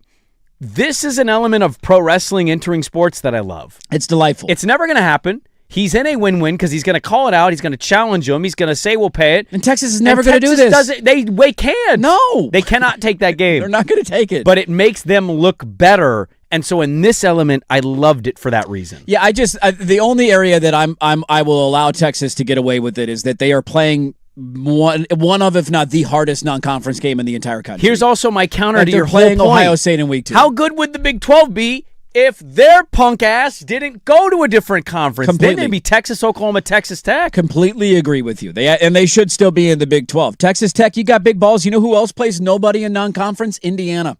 Why don't you call up Indiana and say, we'll pay for your buyout of Old Dominion and we'll play you in week 1? Of course they're not going to do that because they'd rather play Abilene Christian, and he's only doing this knowing that there's zero chance that it's going to happen. But that's the best part about it. You get to own Sark for no reason. It's a dog barking behind a fence, and then you open the gate and it comes face to face with the other dog, and they're like, just kidding, man. Just kidding. We didn't actually want to play. Did you see, by the way, I meant not to bring up Friday's show, but you didn't get to talk about some of this stuff? No. The J.J. McCarthy one got me more hot and bothered than that one. I needed to share my 2 cents. Have you seen the Carson Gordon story? No, I have not. Do you know who that is? No, I do not. So he is a 2-sport, but he's largely a football player. He's a stud quarterback. A UCLA kid. Yeah, I did see. I just couldn't remember his name. Did you see the school rumored? No, where's he going? Cody Campbell. He's going to. Oh, well, they need a quarterback. They haven't announced it. Maybe he won't. Maybe he'll go somewhere else. But he's transferring as a track athlete. Sorsby's not going to play, dude. The information coming out of that he should not be allowed to play. Hot take. No. But Gordon's transferring as a track athlete. Yes. Who will also play football. And a lot of people are like, he's from Texas. I'm shocked more kids haven't tried to pull that off. This is the first loophole of the transfer that because the window is still open for track athletes, not football athletes. Mm-hmm. You can't transfer anymore in football. Mm-hmm. You can do it in track. That's a good point. No, what I was going to say though, and I'll get to my NFL stuff here in a moment. So I was reading through some of the details of the bill. I don't know if it's going to pass or not. I'm not in tune with what Congress is going to do. Pate thinks it's going to, but I don't know. He likes its chances. There's a lot of stuff in there that is turning the clock back. In some ways, people would say maybe good. Other people say maybe too extreme.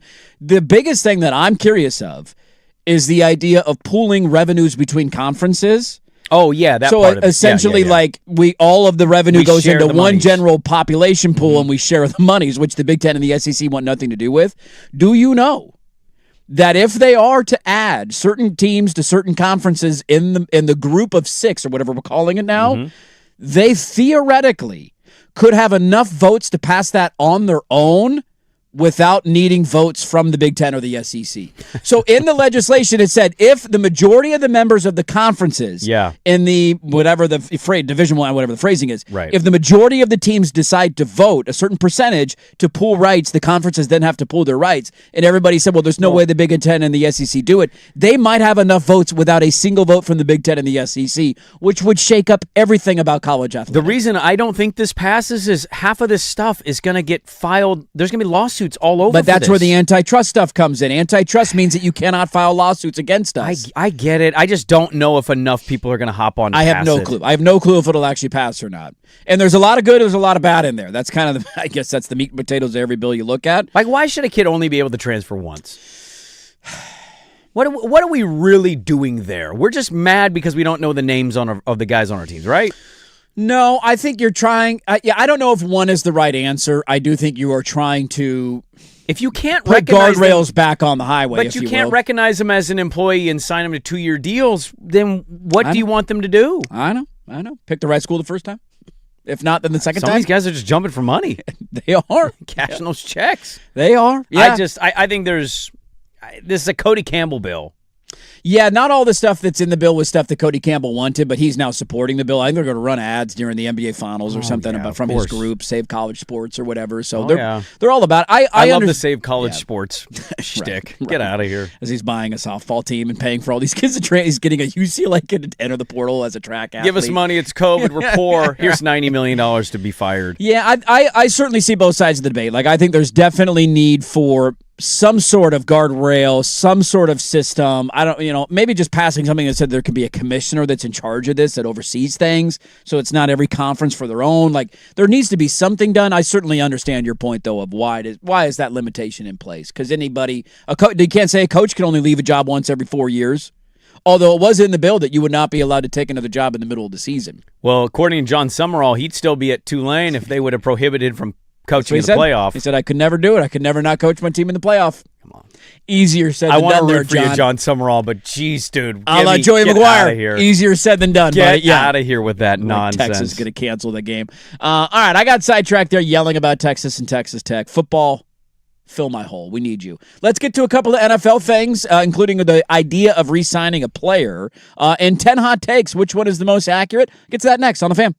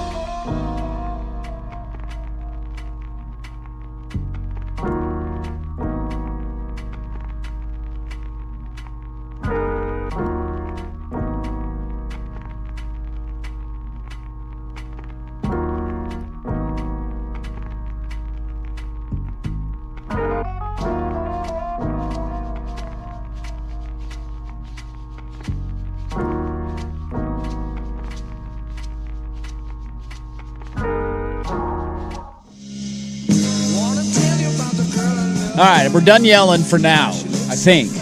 Maybe. How about this one?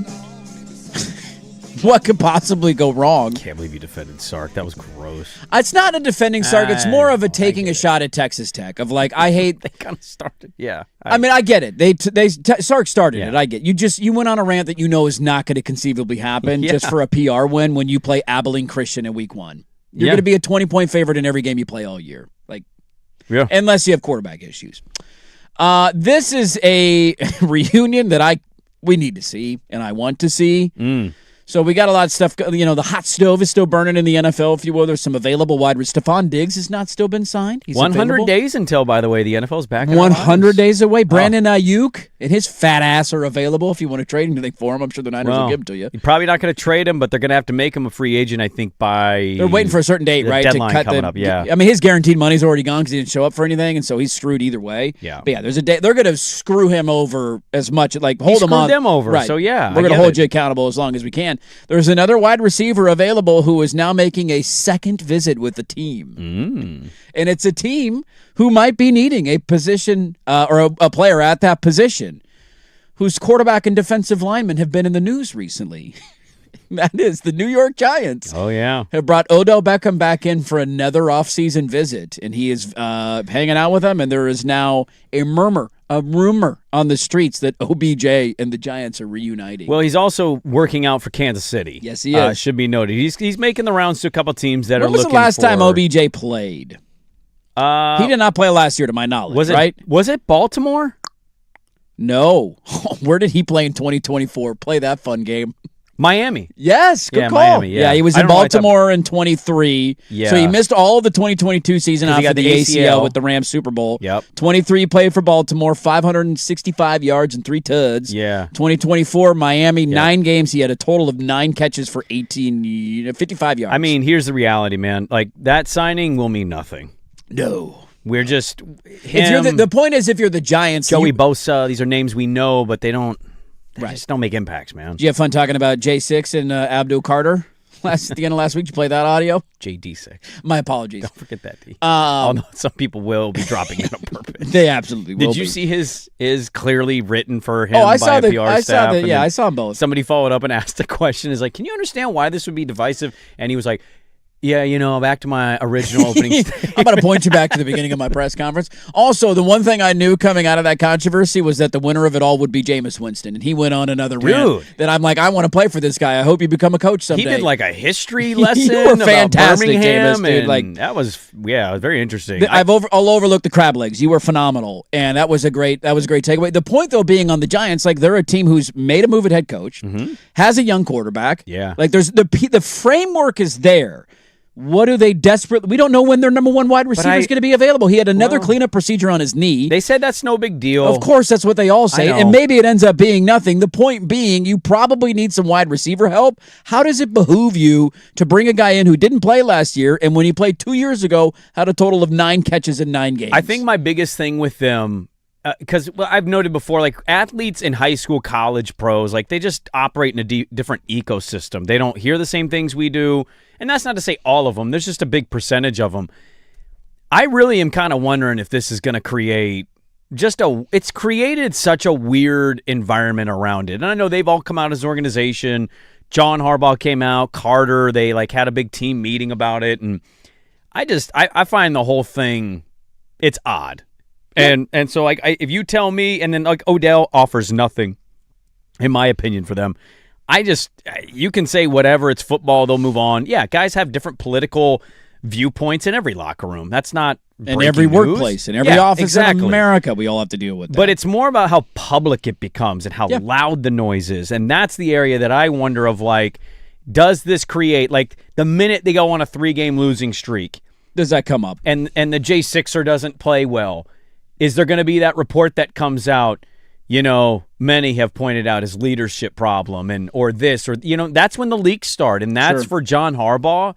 That's got to be something that he's got to get ready to address. But if I've read some of the Baltimore stuff, and it basically was in that locker room, they wanted him fired far quicker or before the end of the season, and they weren't going to do that to him because he won a Super Bowl. But no, he'd been there forever. He had lost a little bit of that leadership cachet that he had for so long. So it runs its course after a while. Well, he has to revamp it now, and Yes, now he you're a does. different version, different new team, new leadership role. Like, get ready to deal with it. It's already been stepped in. You got to deal with it as it goes on in the season if they struggle a little bit. I think what helps them the most in this moment is the idea that there's a bigger controversy out there in the NFL that will trump theirs. No pun intended. I was going to say.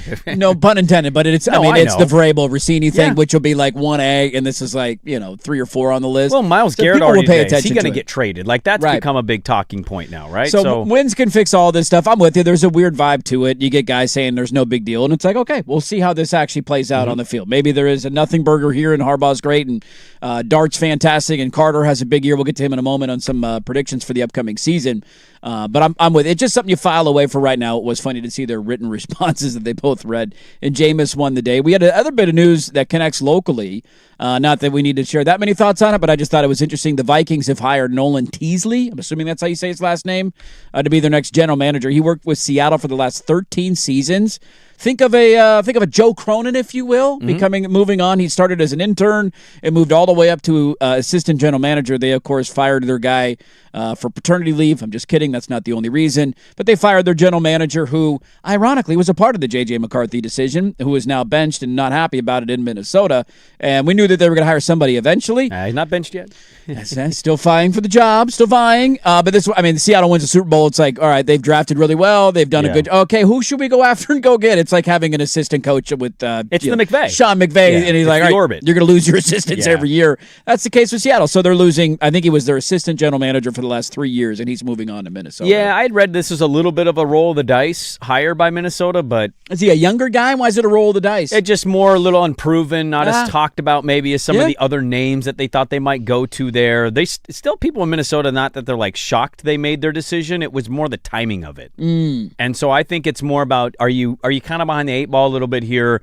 You're dealing with this Kyler and JJ stuff. We played the audio of JJ last week, and he's like, if they take the reins, I'll be disappointed. It's like, dude, Where do you think this is going, buddy? they're taking the reins. The reins have been taken.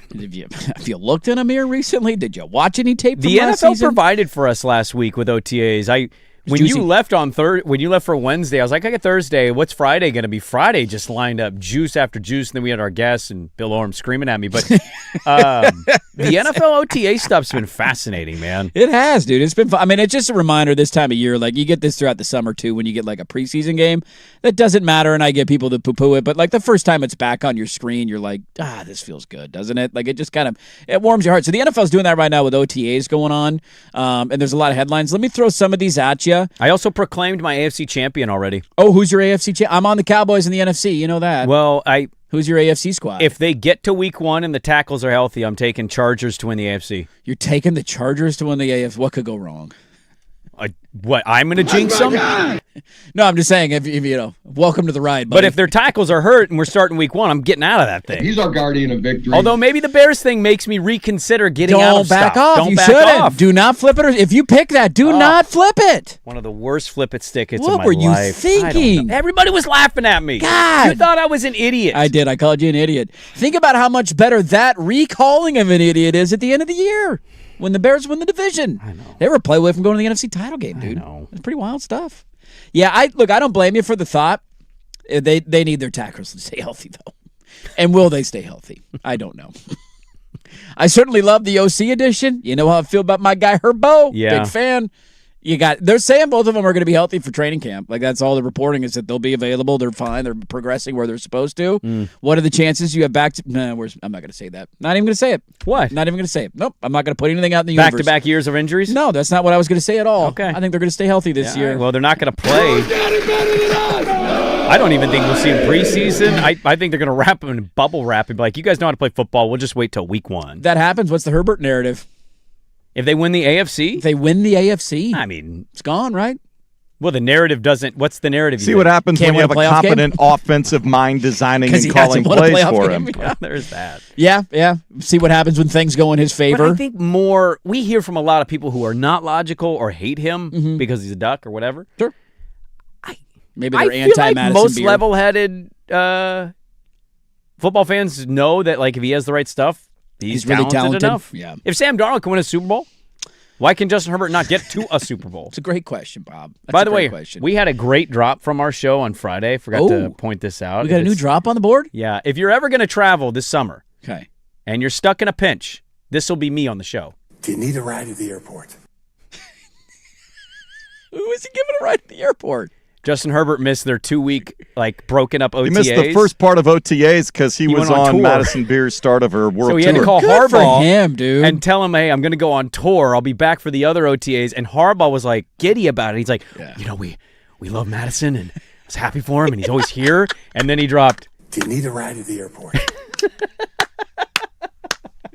That is so good. it Oh, was it's fantastic. great, dude. I love that. God, he is such a weird guy, but I can't look away. Nobody's I more in can't- love with their starting quarterback. They're No. appreciative of him. No, not even Andy Reid and Mahomes. That's what I said. not even it? He changed his entire trajectory of his legacy, but Harbaugh's out here. Do you need a ride to the airport? He wants to be his Uber driver. Gotcha. Let's get to some hot takes out of the NFL, and we'll open the final hour with that. We'll revisit Game 7 a little bit, some early peekaboo thoughts on the NBA Finals, which begin. Also, Tom Dundon's in the Stanley Cup Final, guys. Yeah. Tommy D. Canadians Tommy just 2 nickels. rolled over. Yeah, that game sucked. But was hopefully terrible. the Finals delivers. That starts tomorrow. So we got a lot to get to in the final hour. Don't go anywhere. Dirt and Sprague 105.1 FM, The Fan. Big hits, big bets, big plays. Today I'm laying the big wood. This is the Lay-in Wood Report, brought to you by Mr. Plywood, serving Portland for over 50 years. 1-0. Ground ball, tackle, bobble, ball game! Mariners win! They sweep the Diamondbacks! Yeah, there's Aaron Goldsmith. Mariners TV on the call. The Mariners swept the D-backs this weekend. They Look have at that. the longest active winning streak in Major League Baseball. They're now 2 games over 500. Hey, if you win the division above 500, I'll allow you into the playoffs. At or below 500, I think we should come together as a community and vote them out. But they're hot right now, 6 in a row. They're playing good ball, and we'll see if they can keep it going. Lay-in Wood Report brought to you by Mr. Plywood, serving Portland for over 60 years. Delivery, custom cutting, and special orders. Visit them at Southeast Stark Street or online at mrplywoodinc.com. Hey guys, Sprague here from my friends at Mr. Plywood, locally owned.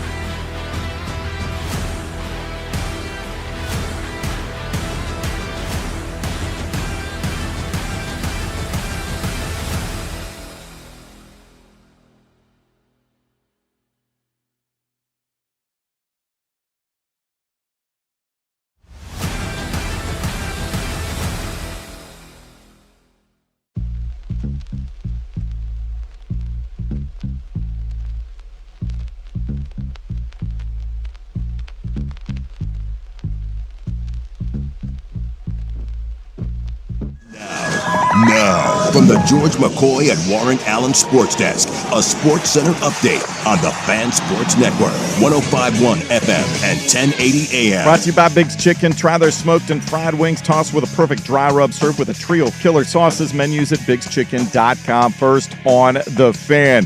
The 11th-seeded Oregon Ducks were perfect in the Eugene Regional, 3-0, finishing it up with a 4-1 victory over their rival Oregon State Sunday night. They advance to the Super Regional and will head to Austin to face the 6th-seeded Texas Longhorns in a best-of-3 series this weekend. NBA Finals features a rematch of 1999 after the Spurs knocked out defending champion OKC in Game 7. They get the Knicks in Game 1 Wednesday night in San Antonio. 4.5-point favorites there. They're a minus 205 favorite to win the series. Mariners walk off the Diamondbacks 3-2 in the 10th inning to complete a series sweep, extending their winning streak to 6 games. They've got a 2.5-game lead in the AL West and open up a 3-game set against the New York Mets tonight at T-Mobile Park. Jason Swigard from the George McCoy at Warren Allen Sports Desk. Don't call your mom. Call George McCoy at warrenallen.com. This is the Fan Sports.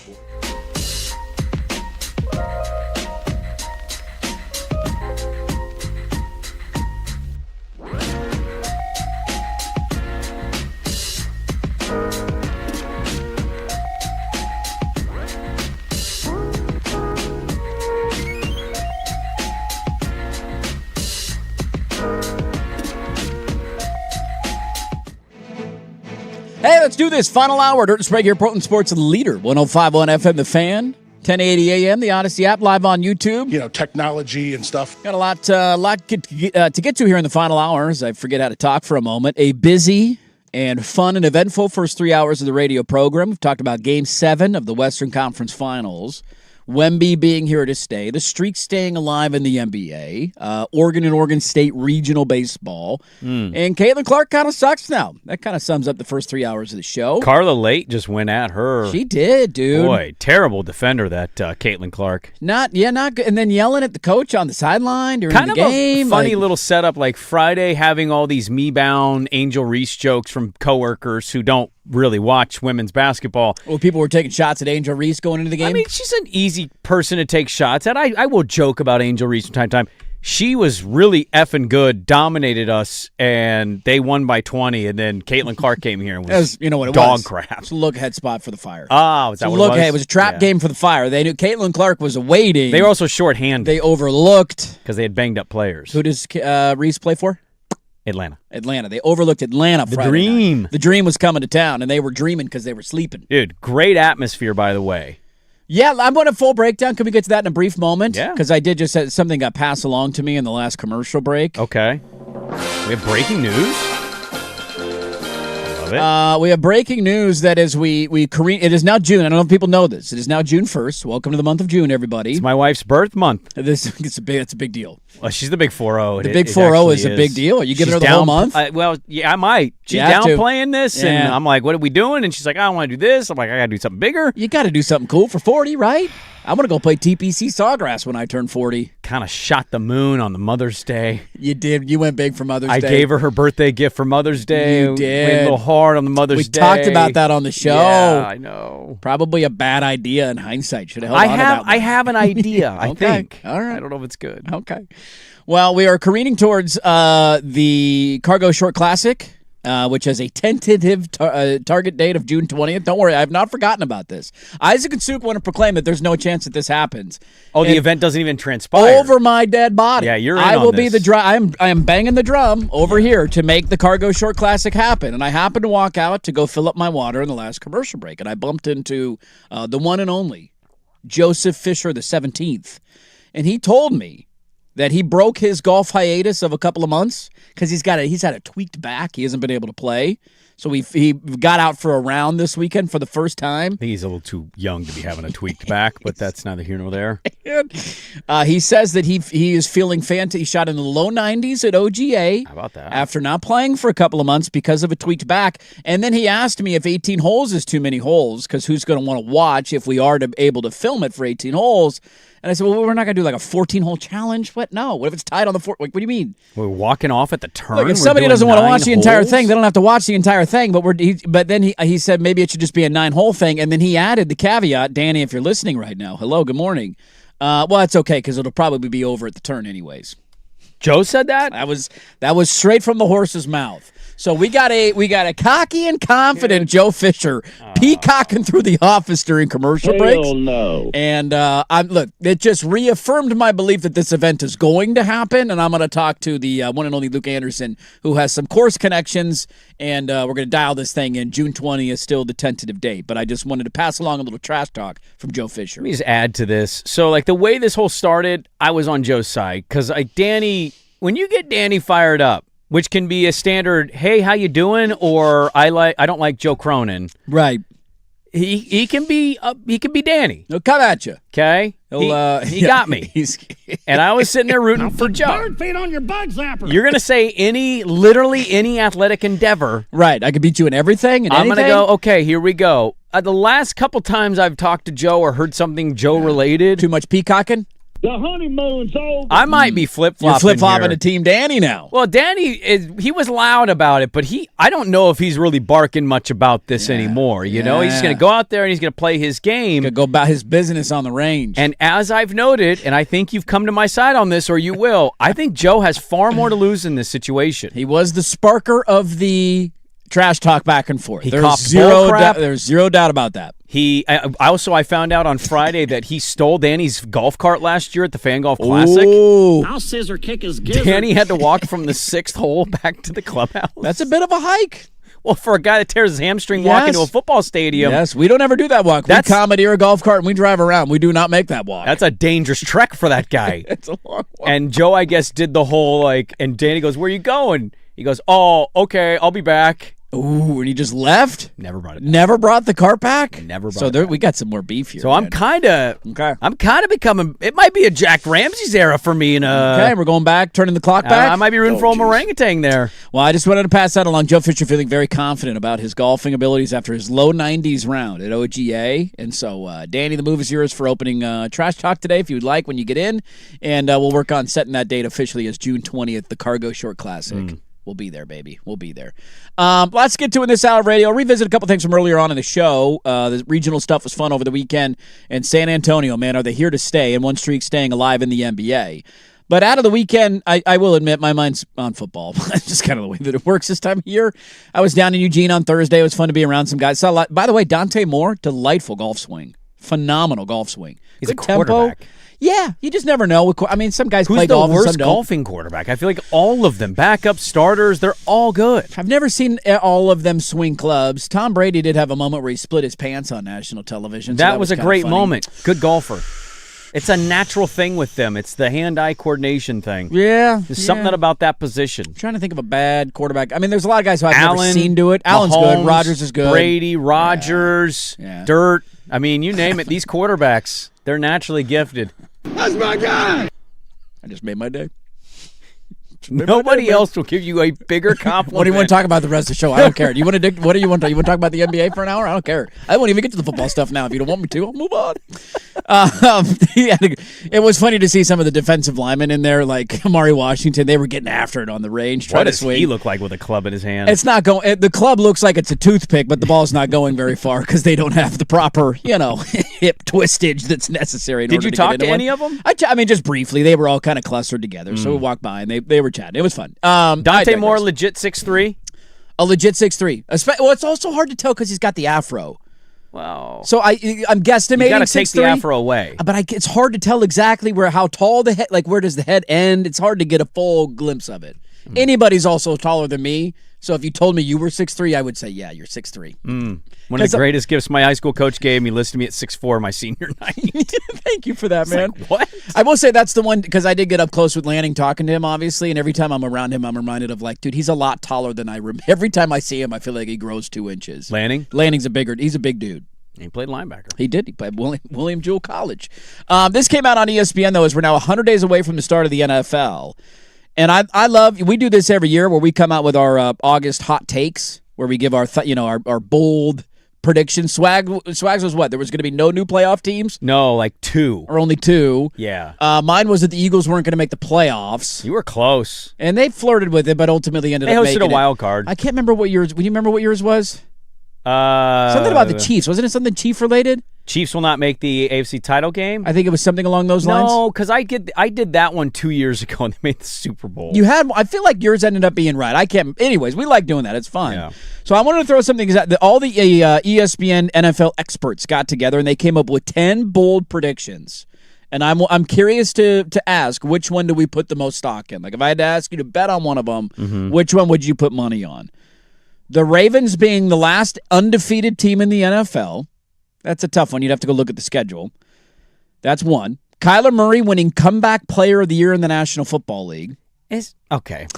Time out. We're on a 10-0 run here. We're getting a TO. Dun, dun, dun, dun, dun. That's not a hot take. That's not a bold enough take for you? No, why is that a hot take? Did they win 9 games last year? The Minnesota Vikings, I believe, won 9 games. Okay, yes. And their quarterback was dog S. Yes, he was very bad. So if I just don't have a quarterback be that, they're going to probably improve. His numbers in the system should be fine. We've seen him have good statistical seasons. He's been good in moments in his career. Okay. That's not a hot take. So we're throwing that one out? That's terrible. Okay. That's like, yeah. Mike Tannenbaum, that was your take. See you later, Mike Tannenbaum. Get that nonsense Look out at here. NFL Comeback Player of the Year odds. You just gave one of these. Not today. That's a low T effort.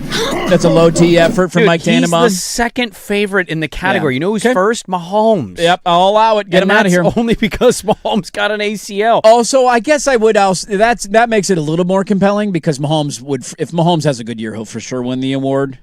Right? He's more likely to be in the MVP with a good year. Kyler would probably Has win anybody comeback. ever won comeback and MVP in the same season? Did Adrian Peterson had to have, right? Didn't he have his 2,000-yard season when if he he's won? not in 2012, the Comeback Player of the Year. He was the last non-quarterback to win the MVP, was he not? Yeah. Nobody's done, and that was what, 2012. 2012. He had to have won. Manning. What?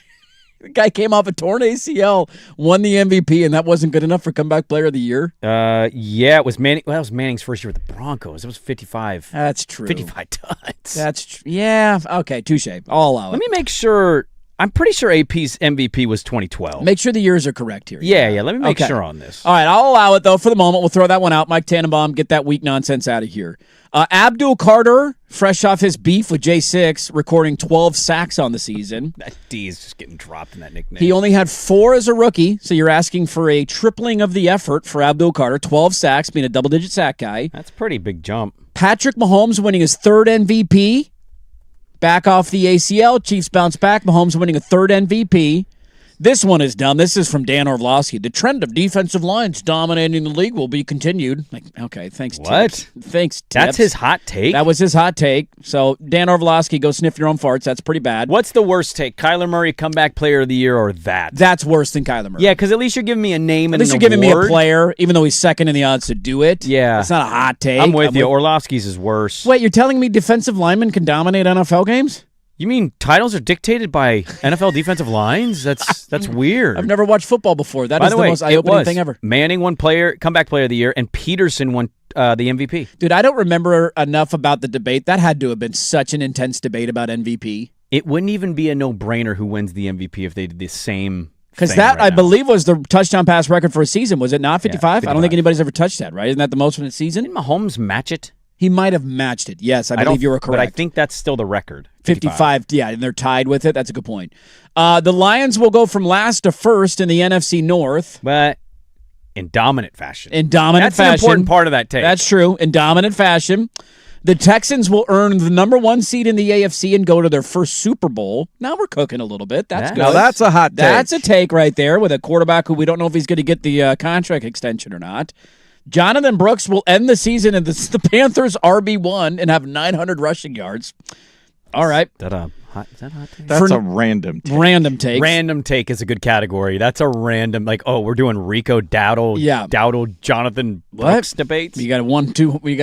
You got a tandem there. Come on, Liz. Fernando Mendoza will start within the first few weeks of the season. So by that, I think we're reading 3 or 4 weeks. The first month of the season, he will be the starting quarterback. Although, to be fair to Liz, it says she's a fantasy football writer, so that's kind of a fantasy realm. That is a Brooks, bit like Dowdle difference. Yeah. Go find your running back off the scrap heap. You're We'll back. allow it. That's a good take. And Caleb Williams will win the MVP. So we can grade them from boldest to not boldest. There's certainly a few that are not very bold. Our guy Matty Bowen there, I don't know how bold or hot that is. Where did he end in the MVP voting last year? Did he show up at all? How many guys show up on the votes tally? Oh, I don't know how many show Caleb? up. Yeah. If he's there, it's somewhere around 5 or 6, I would guess. It would have been, 2025 MVP Yeah, award? 27 touchdowns. I mean, he had a good year. He finally almost broke the record for the Bears of the 4,000-yard passer. This is just showing the top 5. Your top 5 are Stafford, obviously. May was in second. Josh Allen third. McCaffrey 4. Trevor Lawrence 5. He shouldn't have been in it. No. He had a good year. He had a good year, but not MVP worthy. Okay. So which one, if I give you $20, which one are we putting, like, I could buy that stock? I'll buy that stock. Oh, like the one you believe? The one you believe the most. 12 sacks. And this is, by the way, throwing out Kyler Murray and defensive linemen. He's gonna He's gonna get 3 times the amount of sacks he got from last year. It's a big jump. Carter also losing one of their best interior defensive linemen in the process, who's now in Cincinnati. You know what? Of all of them, I'll give you mine. The Mendoza one's funny from a. Daniel Jeremiah told me no chance he starts early. It would be hilarious if he started like week 4. Right. Of all of the takes that I think is the hottest, I actually think it's the Lions because of the way he ends the take. Yeah, in dominating fashion. Parsons is coming back. Green Bay should be good. Yeah, Green Bay's not going to She's Chicago. saying which one is the hottest take or which one would I actually put stock in? You can give me both answers if you want. I think the Texans winning the AFC and going to the Super Bowl is the hottest take. Why is that the hottest take out of curiosity for you? I know we understand where Stroud is, but they get to the division round every year. They win a playoff game every year. So that's only like... They have not been to an AFC title game yet. They lose in the division round every year. But he threw, what, 5 picks in that game? 5, I want to say. As bad as he played, that defense was so good that I still felt like they could have overcome 3 interceptions and 4 interceptions. There was like 2 one-handed touchdown catches, yes, too, from that's Patriots. What I'm saying. Wide receivers that totally... It wasn't like they weren't close. Let's remind ourselves of the box score that he had in that game. And he was pretty... Like, it's one of the worst playoff games I've ever seen. 28-16 was your final. He was... It was 21-16 going into the fourth quarter. Yeah. 20 of 47. That's too many passes. 212 yards for a 4.5 yard per average. He did have 1 tutty and 4 interceptions. To me, 212 yards on 47 passes is like scoring 15 points on 34 shots. Yeah, that's exactly what it is. What? How many free throws did you shoot, buddy? What did you do? That does not make any That's a sense. good one. I can still see it, though. Like a hottest take? I'm trying to think of the hottest take. The one I think it's the Lions. I think the Lions, because in dominant fashion that's a statement, dude. Yes. That means they win 14 games. They don't get nobody's close to them. Like they win it by like 3 games. Yeah, and it's They've clinched over. it, Yes, before Christmas. There's no gimmies in that division. I think that's why I'm with you. That's got to be the hottest one for me. Not that we would be surprised, because Detroit had a down year last year and they were above 500. They were 9-8 on the season. Would you say Week 6 is soon for Mendoza? No, that's later than I imagine him starting. Oh, so you don't believe Daniel Jeremiah? I do not. I believe I would put Charles the most Davis. stock in Mendoza. That's what I would. starting in the first month. See, I would too. What and are we waiting for? I don't. There's think also it'll a be big 4 weeks. potential Kirkers could get hurt. Yes. I mean, he's old. He's off a torn Achilles. Like, yeah, Well, dude. It's not like the Raiders O-line was fantastic. I know they've made changes Lindenbaum and and- acquisitions and stuff, but Yeah, still. I don't know if first 4 weeks, but like if he's within the first 6, it's a 17-game season. That's still pretty soon. That's quicker than Jeremiah said he'd play. Yes, it is. But Kubiak's already come out and said, dude, he's everything we've wanted and more. Like he's already raving about him. Yep. I'm with you on that So one. that's probably the one. I don't know enough about Jonathan Brooks versus Rico Dowdle. No. So if I took that one out, I'd probably willing to bet on the Mendoza one. They threw out their 10 MVP candidates as well, 100 days away from the start of the NFL season, and you would be shocked to find out every single player that was thrown out on the list, Yeah. quarterback. Yep. Who's the one that stands no chance? I'll throw the 10 names at you. So these are their 10 NFL MVP candidates. Josh Allen, right? He's in there every year. Lamar Jackson, he's got 2 of them. Patrick Mahomes, he's got 2 of them. Drake May, he finished in second last year. Justin Herbert, Dak Prescott, Stafford, who won it last year. Joe Burrow, did Burrow have an MVP? No. Came close. Could have won one a couple years ago. Jordan Love and Brock Purdy. People think he should have won it the year Lamar won it, even though because his didn't make numbers the were great, playoffs. but they didn't make it wasn't his fault they didn't make the playoffs. He was historically good that year, and I understand the point. I don't know if Jordan Love ever puts up. What's the most unlikely? It would be between Brock Purdy, Jordan Love, or probably Herbert, right?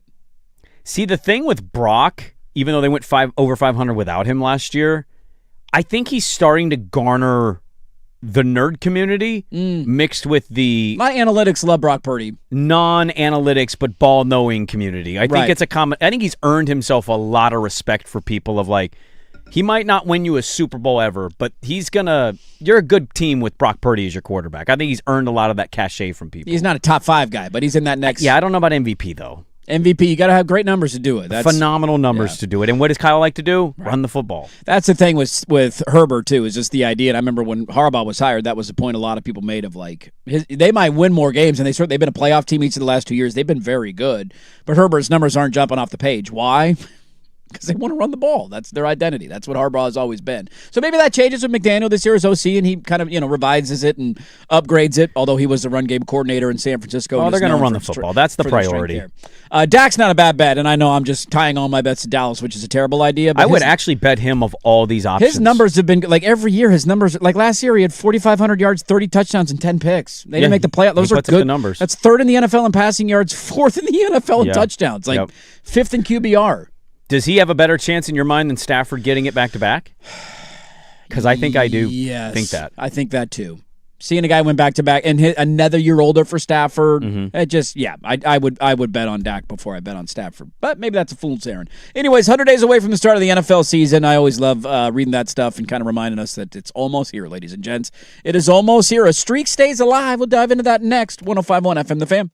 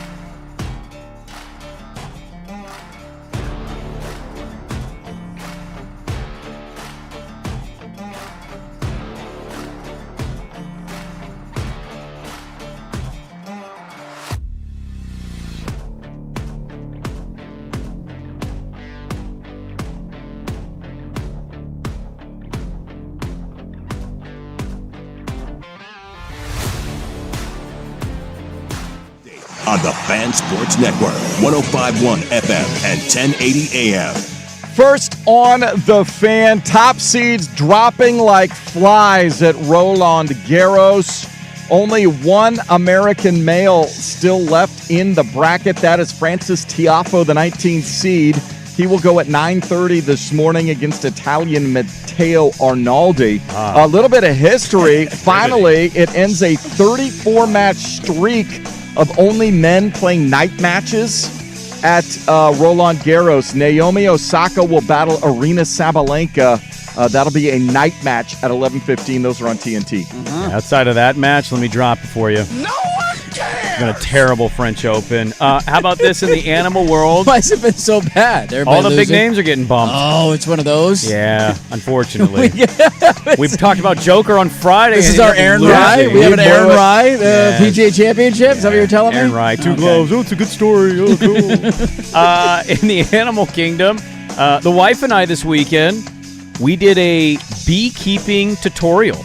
Oh, you going to be beekeepers? We went to a random person's house and watched them beekeep to see how to be beekeepers. You get some honey? You going to do it? We didn't get any honey, but they got 4 gallons. So the first year, we learned a lot. The first year, you're probably going to have your entire colony die, which is like an uneasy part of it. Don't they all die every winter? Well, they have multiple versions of them. They have the 6-week summer foragers. Okay. They die. Yeah. And then they have the winter bees. Winter bees. Much smaller population. Yeah, the winter bees, I feel like, don't And last then very long. February, they start foraging. They die, and then the new foragers are back. Okay. But I think we're diving in. You going to be bees? Bee I family? might be a bee guy. Going to be movie? Bee guy. All right. I had something planned, and now I have to pivot to another update. How about Russell Wilson's playing days coming to an end officially? At least I hope so. He has signed a deal to be an analyst on CBS Sports with the NFL. Now, is he going to be calling games or in the studio? It just says finalizing a deal to become a CBS Sports analyst. That's all that it says. He's going to be terrible. It's going to be great. There you go. That is your great. update from Dirt, Sprague, and Swag from the George McCoy at Warren Allen Sports Desk. Don't call your mom. Call George McCoy at warrenallen.com. This is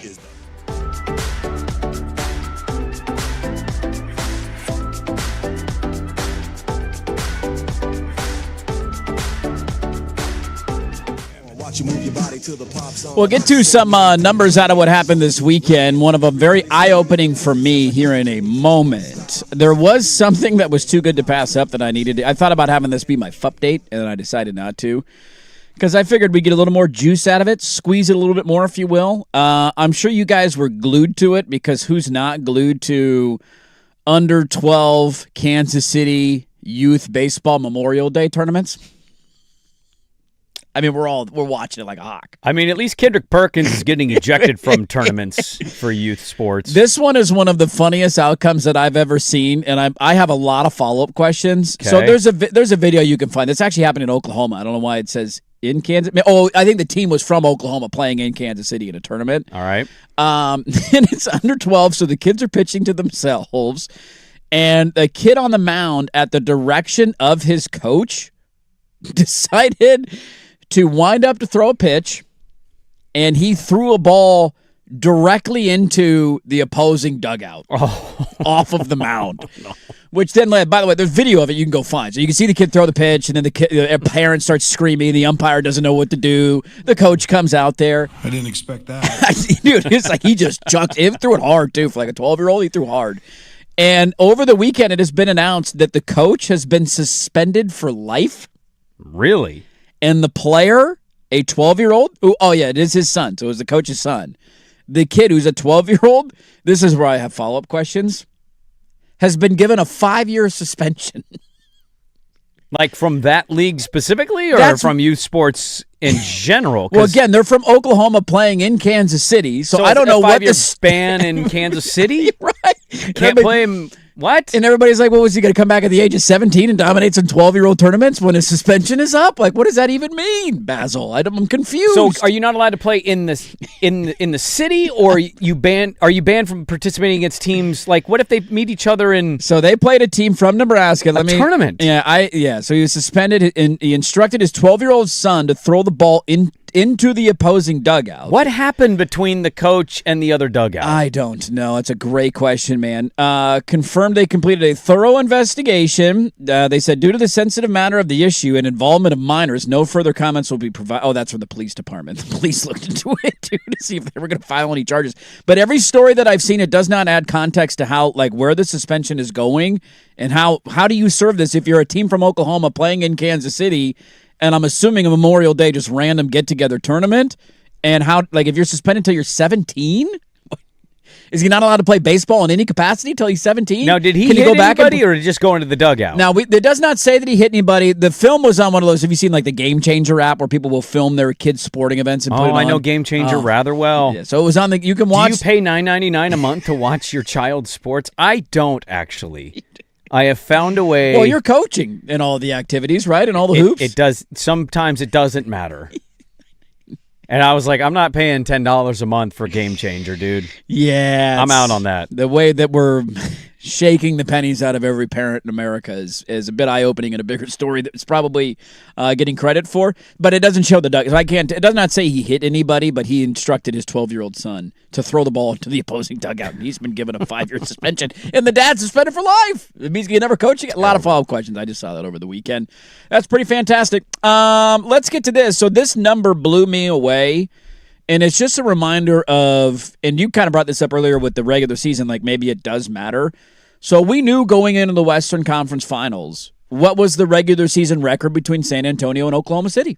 I believe it was 3-1. So they played 4 times. San Antonio won 3 out of 4. Because the fourth game was one of the cup tournaments. They only play 3 times in the regular season. Yes, 3 regular games and then a cup tournament game. And it was, well, how much does that actually mean? It's a regular season. They're the defending champs. San Antonio's young. They got something to prove.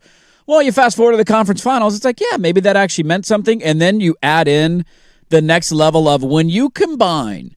So on the whole, when you count the regular season and their playoff wins, I believe Oklahoma City ended up with 75 wins was their record, 75-22 overall, counting playoff losses and regular season losses. 8 of the 22 losses that they suffered were against San Antonio. 36.4% of all of their losses this year were to the San Antonio Spurs. Their record against everybody else, including the playoffs, was 71-14. And their record at the end of the season against San Antonio was 4-8, which is just like remarkable to see a team do that to a defending champion who, analytically speaking, was one of the best we have, from a number standpoint, have seen sans like the 1998 Bulls and the 2017 Golden State Warriors. They were in that level of conversation, and this team with a bunch of 20-year-olds and Darren Fox and Harrison Barnes came out and beat them 36% handed them 36% of their losses for an entire year. One, it talks about the uniqueness of trying to go against a player as rare as Wemby. I think, two, look, you're not wrong to tout the analytics of how good Oklahoma City is. I do think it should be always added. Losing your second best player, by the way, that's been established. We know who the second best player is of the 3 of them. It's not up for debate anymore. Because the third one literally quit. Yeah. When you lose your second best player for the whole series, because I don't care about 10 minutes, and then like a guy who's come off the bench and then been inserted in your starting lineup become an offensive threat himself, you're losing 2 massive parts of the story there. So yeah, analytically they were up there. How much time did J-Dub miss this year in the regular season? A vast majority. How many of games it. did he end up playing? I didn't know. I'd have to go look at his total games played. Because it wasn't a ton, right? Like he missed the majority of the regular season, I mean, it's one of the worst hamstring injuries that we've seen. Okay. In total, he played 33 games. He played less than Wemby played last year. Yeah, that's a low number. So 33 of the 82, and then almost nothing going on in the playoffs. I think that's an important piece here, because to me, coming into today and talking about the Spurs, we need to give them their credit, talk about how amazing it is they're doing this as a young team. I can't get past how close they still were to pushing and stealing a win in Game 7, despite how deficient everything was for Oklahoma City. Right. Caruso was awful. Chet literally quit. J-Dub's not playing. Like, their second best player yesterday was Kason Wallace. And Kason Wallace is a good player. He's probably going to get paid this summer. He's a good little player. he shouldn't be your second best player. Not if you're trying to win a championship. So all that depth all of a sudden became an issue for him when it Yeah. felt like their strength all season long. And it was, but when you have to shake up depth to the point of your lineups are changing, your rotations get changed in a lot of ways, like you have to kind of overcome things in the middle of it versus preparing for it. And I think there were elements of this series, specifically with Chet, that like if you're Mark Daigneault and you have Chet in your lineup, but he's playing like this against Wemby, how are you course correcting? Right? Like there's only so much a coach can do about that. A coach can't say, Chet, go be better. Yeah, man up. He had to bench him. He had to sub him out and bench him in the fourth quarter of a Game 7 of Western Conference Finals. Like this sport takes too many hits from people, and I get why in some regard. The one thing about this sport that's true is this is legacy-defining stuff. More people are going to remember Chet in the Game 7 of the West Finals than the year they won the title. Because the year they won the title, fair or not fair, big storyline out of that is what? Tyrese Halliburton tearing his Achilles in Game 7. And it felt like a crowning of the title more so than an actual great basketball game. So instead of going out and grabbing it, it felt like it was handed to you. I'm more curious, one, what Oklahoma City's going to do this offseason. Two, is San Antonio going to buck the trend of NBA history of like, no, actually, we're just going to win it when we're 22 years old. And three, I guess I would ask you and every Blazer fan, when you watch this team play, and we got to watch them firsthand, right? First round. Yes, we did. How do you go about stopping and beating this? I don't think they're going to be some unbeaten dynasty that wins 5 in a row. I'm not going to go to the opinions that some people are. No, we've done that too many times that we need to learn. Even though Wemby is unique, so is Jokic. Yes, exactly. Thank you. Right. We all said dynasty with Jokic. And I know Wemby is probably better in some regards, but I'm not going to do it because you just don't know what the league. When you look at San Antonio, how do you build a team that counters this? What is the zag to this zig? Because whoever can solve that, right, that's going to be the team that like, oh my God, look at that team. They popped up. If I knew that question, I'd be the next general manager of the Portland Trailblazers. That's what you have to come up with. We kind of saw teams do that. Minnesota did this, I think, to a certain extent because at the time, the superpower in the West was Denver when they were coming up. And they had Jokic, and they had just won a championship, and Jokic was this multi-MVP that we'd never really seen a big be that dynamic offensively and run the show and shoot and like all the things that Jokic was doing and averaging a triple-double. And they built their team in order to stop him. Now, it's not been able to get over the hump in Minnesota, but Minnesota's had their success against Denver come playoff time because of the way they built their roster. Wemby's such a unique player that I don't know if there's an anecdote to it. Outside of simply being an elite, dominant three-point shooting team, so that's the my only theory counter. of not having to go to the paint as often, yes, like that's the only thing in my stupid little pea-sized brain that I could come up with. That's how the Knicks, in my opinion, beat them. They have to shoot the ball well from three. Towns has to specifically space the floor, be at the three-point line, and say, Wemby, if you're going to let me shoot, I'm going to kill you all day. Yeah, if Brunson's going to drive and Wemby is going to come down for help, like that's where the kick and the ball rotation has to be primo. And so, like. Yeah. I guess if you're looking at it from a Blazer lens and every other Western Conference team, we'll see what Oklahoma City decides to do because they're not going anywhere either, by the way. Go get more shoot. We were dead last in shooting in the playoffs. Yeah, 28th in the regular season. 28th in the regular season, dead last of the playoff teams. That you cannot be running this back. And I don't care that you're adding Dame Lillard to the rotation. That ain't going to be enough. But it's not going to be enough. So, like, if it's a Trey Murphy, if it's whoever, fill in the blank. Sure. That is my only counter is like, is Towns going to shoot the ball well from three? Yeah. Is OG going to shoot the ball well from three? We know Josh Hart can kind of be limited from there, and he's kind of a do-everything type player. He can get hot. He has his streaky games where you're like, dude, he made 5 last night? Well, I think the good thing for San Antonio is, Castle, just an annoyance for SGA. Castle gets to guard Brunson now. Yeah. That's going to be fun. That's going to be a fun, man. So if the Knicks can get shooting from Cat, and they can spread that out and be a little more. If Shamit's going to shoot, I think Shamit is shooting 92% from three. Feels like he hasn't missed the entire postseason. If that's who he's going to be in the finals, like I think New York legitimately has a shot here. But when you build your team out against Wemby, you have to say what's the best possible counter to this. Because right now, you saw it. Every team that wants to drive on that guy, it ain't going to happen. Even the MVP of the league is pulling out and saying, nope, let's go somewhere else with the basketball. I'm going to give you a stat on the other side. I don't know if it makes you hopeful or hopeless, but I'll tell you what it is and explain. And then we got to get Blue Line Brandon's thoughts on the eve of the beginning of the Stanley Cup Final. Oh, I got a prediction for you. Who's going to win it all? Blue Line Brandon will tell you next on The Fan.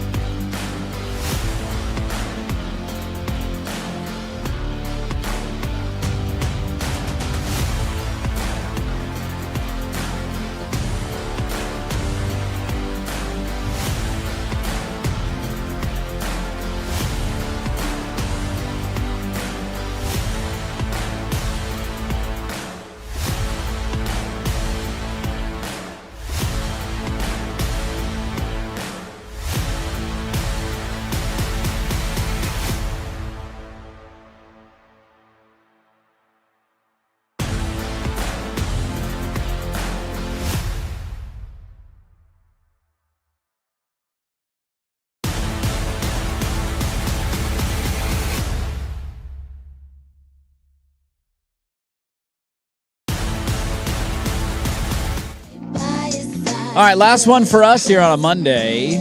We'll get Blue Line Brandon's thoughts in a moment as we wrap up the show. Stanley Cup final beginning tomorrow. Our guy Tommy Two Nickels found his way there somehow, some way without free T-shirts. Before we do, though, let me ask you this. Does this stat give you hope or make you feel hopeless? So it stems from, and I brought this up earlier in the show, for the first time in the NBA, we do a lot of everybody knows the number of this would be the 8th different champion in the last 8 years. So we have a different champion every year in a row. 7 was already the NBA record. Now we're guaranteed to get 8 because the Spurs and Knicks have not been in the finals. And so you'll get another new champion this year. But it's also added that in the last 4 years, we've had 8 different teams, so the max amount possible, play for an NBA Finals. Denver, Miami, Boston, Dallas, Oklahoma City, Indy, San Antonio, New York. Those are your 8 that would have played in the NBA Finals. That's never happened in the history of the league. If you go back a little bit further, you know what stretches we're on here? There have been 11 different finals teams in the last 6 years. And in the last 9 years, so within the last decade, 14 different teams have played in an NBA Finals. How many teams are in the league? Yeah, right. 48, whatever your percentage is, nearly half of the league has made the NBA Finals in the last 9 years. And I ask you, Brandon Sprague, does that make you hopeless or hopeful? Well, I think watching Wemby win Game 7 on the road and seeing Oklahoma City still be amazing, there's a lot of hopeless. And I've coined a phrase, we don't get nice things here. Had a chance at Wemby, but we won 33 games. Also Dylan Harper, and we won 2 more than the Spurs. But I look at the league as like, dude, it's as open as it's ever been. The talent pool is deeper. The way that basketball is played now, like it used to be run by just, and I know Wemby is a center, but like a back to the basket. Yeah. Hakeem, Shaq, right? You fill in the blank of these guys. It's such a different league now that I look at it and I say, yeah, it feels like we're pretty far away from both of those teams and what we saw in Game 7. But every year, we've been saying this now for how long of like, well, there's the next run. There's the next run. Oh, KD's going to win 10. LeBron in Miami, they're going to win 6. Like, 2, done. Like, those run, Tatum and Brown, oh, here they go. They won 1. Right.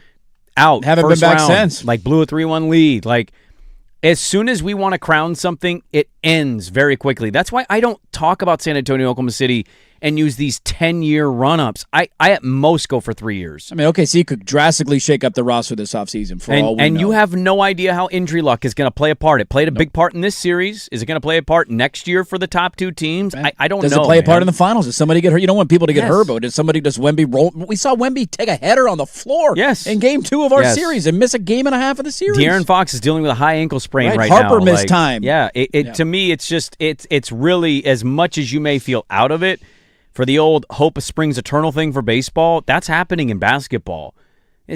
I don't know. It's not a really big topic for people, but you highlight there the last 4 years, you've had the max amount of teams be new. Eight teams. You mentioned in the last decade, what is it? Is it 9? In the last 9 years, 14 different teams have played for an NBA Finals. So there you go. It's part of it is like, it's not even just the same, because I agree with you 100%, and you have over the years convinced me of this, because I'm one of these guys, you see one and you're like, oh God, here we go. I don't blame you for it. Right? I have you just the like Jokic, how is anybody going to beat Jokic? And then everybody beats Jokic, and then, the OKC was kind of that for a lot of people this year. And so San Antonio, if they win the finals, will certainly be the next category of the team. Yep. And nothing is a guarantee, and we've learned that lesson too many times the hard way. Also, now back-to-back years, we've gone through the lesson of you don't really need to have been there before in order to know. Like, that used to be the thing. Like, OKC, I did that to them last year of like, yeah, but they lost in the playoffs the year before. They never even been to a conference finals. Like, they're young. They don't have any and then they win an NBA championship. And here's San Antonio with a bunch of like 12-year-olds winning the NBA Finals potentially. Oh, yeah. So youth and inexperience does not matter maybe as much as it used to. I think it's a double-edged sword, though, of the idea of the NBA having some of these players and teams that seem unbeatable, even though the era would tell that that's not the case.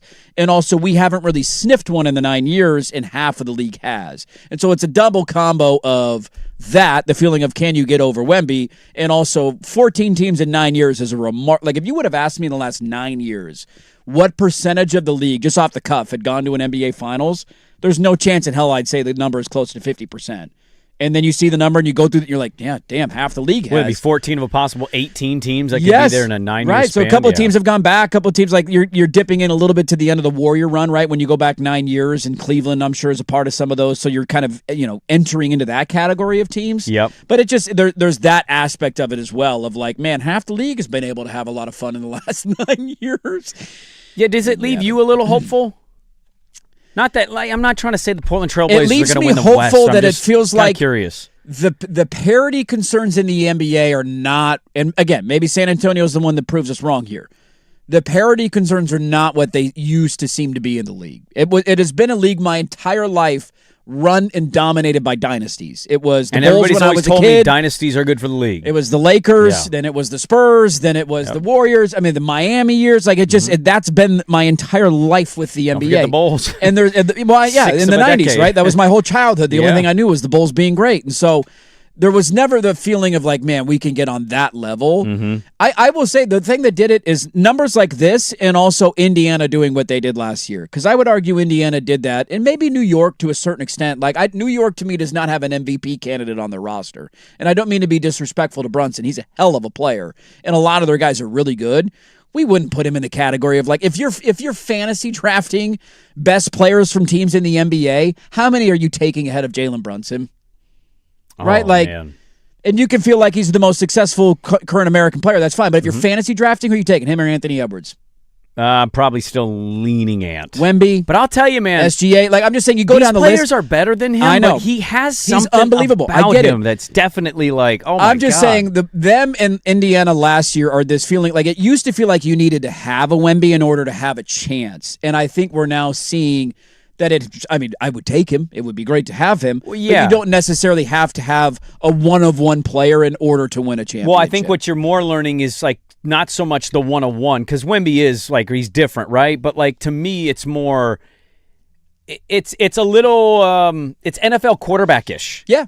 I think it's not so much that you need a 101. Like I think what we're learning is how many ones there are. They're just different. They're different positions, different players. Or guys in a moment that could play like a one when you need them to play like a Halliburton one. did this all last playoffs. Brunson is doing it this year and he's done it for a couple years, but this year they finally get to the finals. And then we see it with Wemby. SGA won the finals last year, and he was awesome in Game 7.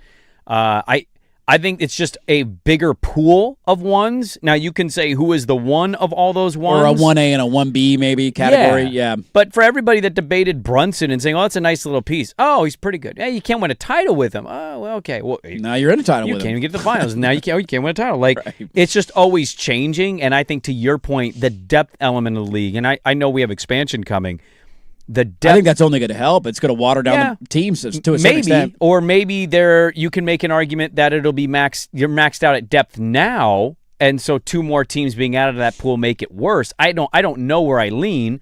I tend to lean it's an international world game, and the depth is going nowhere. Yeah. So I think to your point, like Wemby might be the one, Knicks might win the finals. And what do you say about Brunson then? Who the Kalamazoo Kazoos take in that expansion draft is going to be wild. It's going to be wild to see. Did you see we almost traded Drew Holiday for Darius Garland? We did. That was a rumor out there. The Cavs were kicking around Drew Holiday as the piece instead of Harden. For and Darius Garland, huh? We got Garland. Who you like? We'll have more on it tomorrow. So I will hold the majority of your Blue Line Brandon thoughts. Oh, I'll tell you my prediction. Can you give me a peekaboo? Carolina, Vegas, Tommy 2 nickels at home tomorrow night? Yeah. Who's winning it? Give me Carolina in 6. Carolina in 6. Sorry, Vegas. The dream ends. Put the flag down. Blazer fans rooting for it? I think there's a certain section not rooting for it, weirdly. City's weird. That'll do it for us, folks. Good little show. If you missed any of it, go check the podcast. 1051thefan.com. At 1051thefan on Twitter.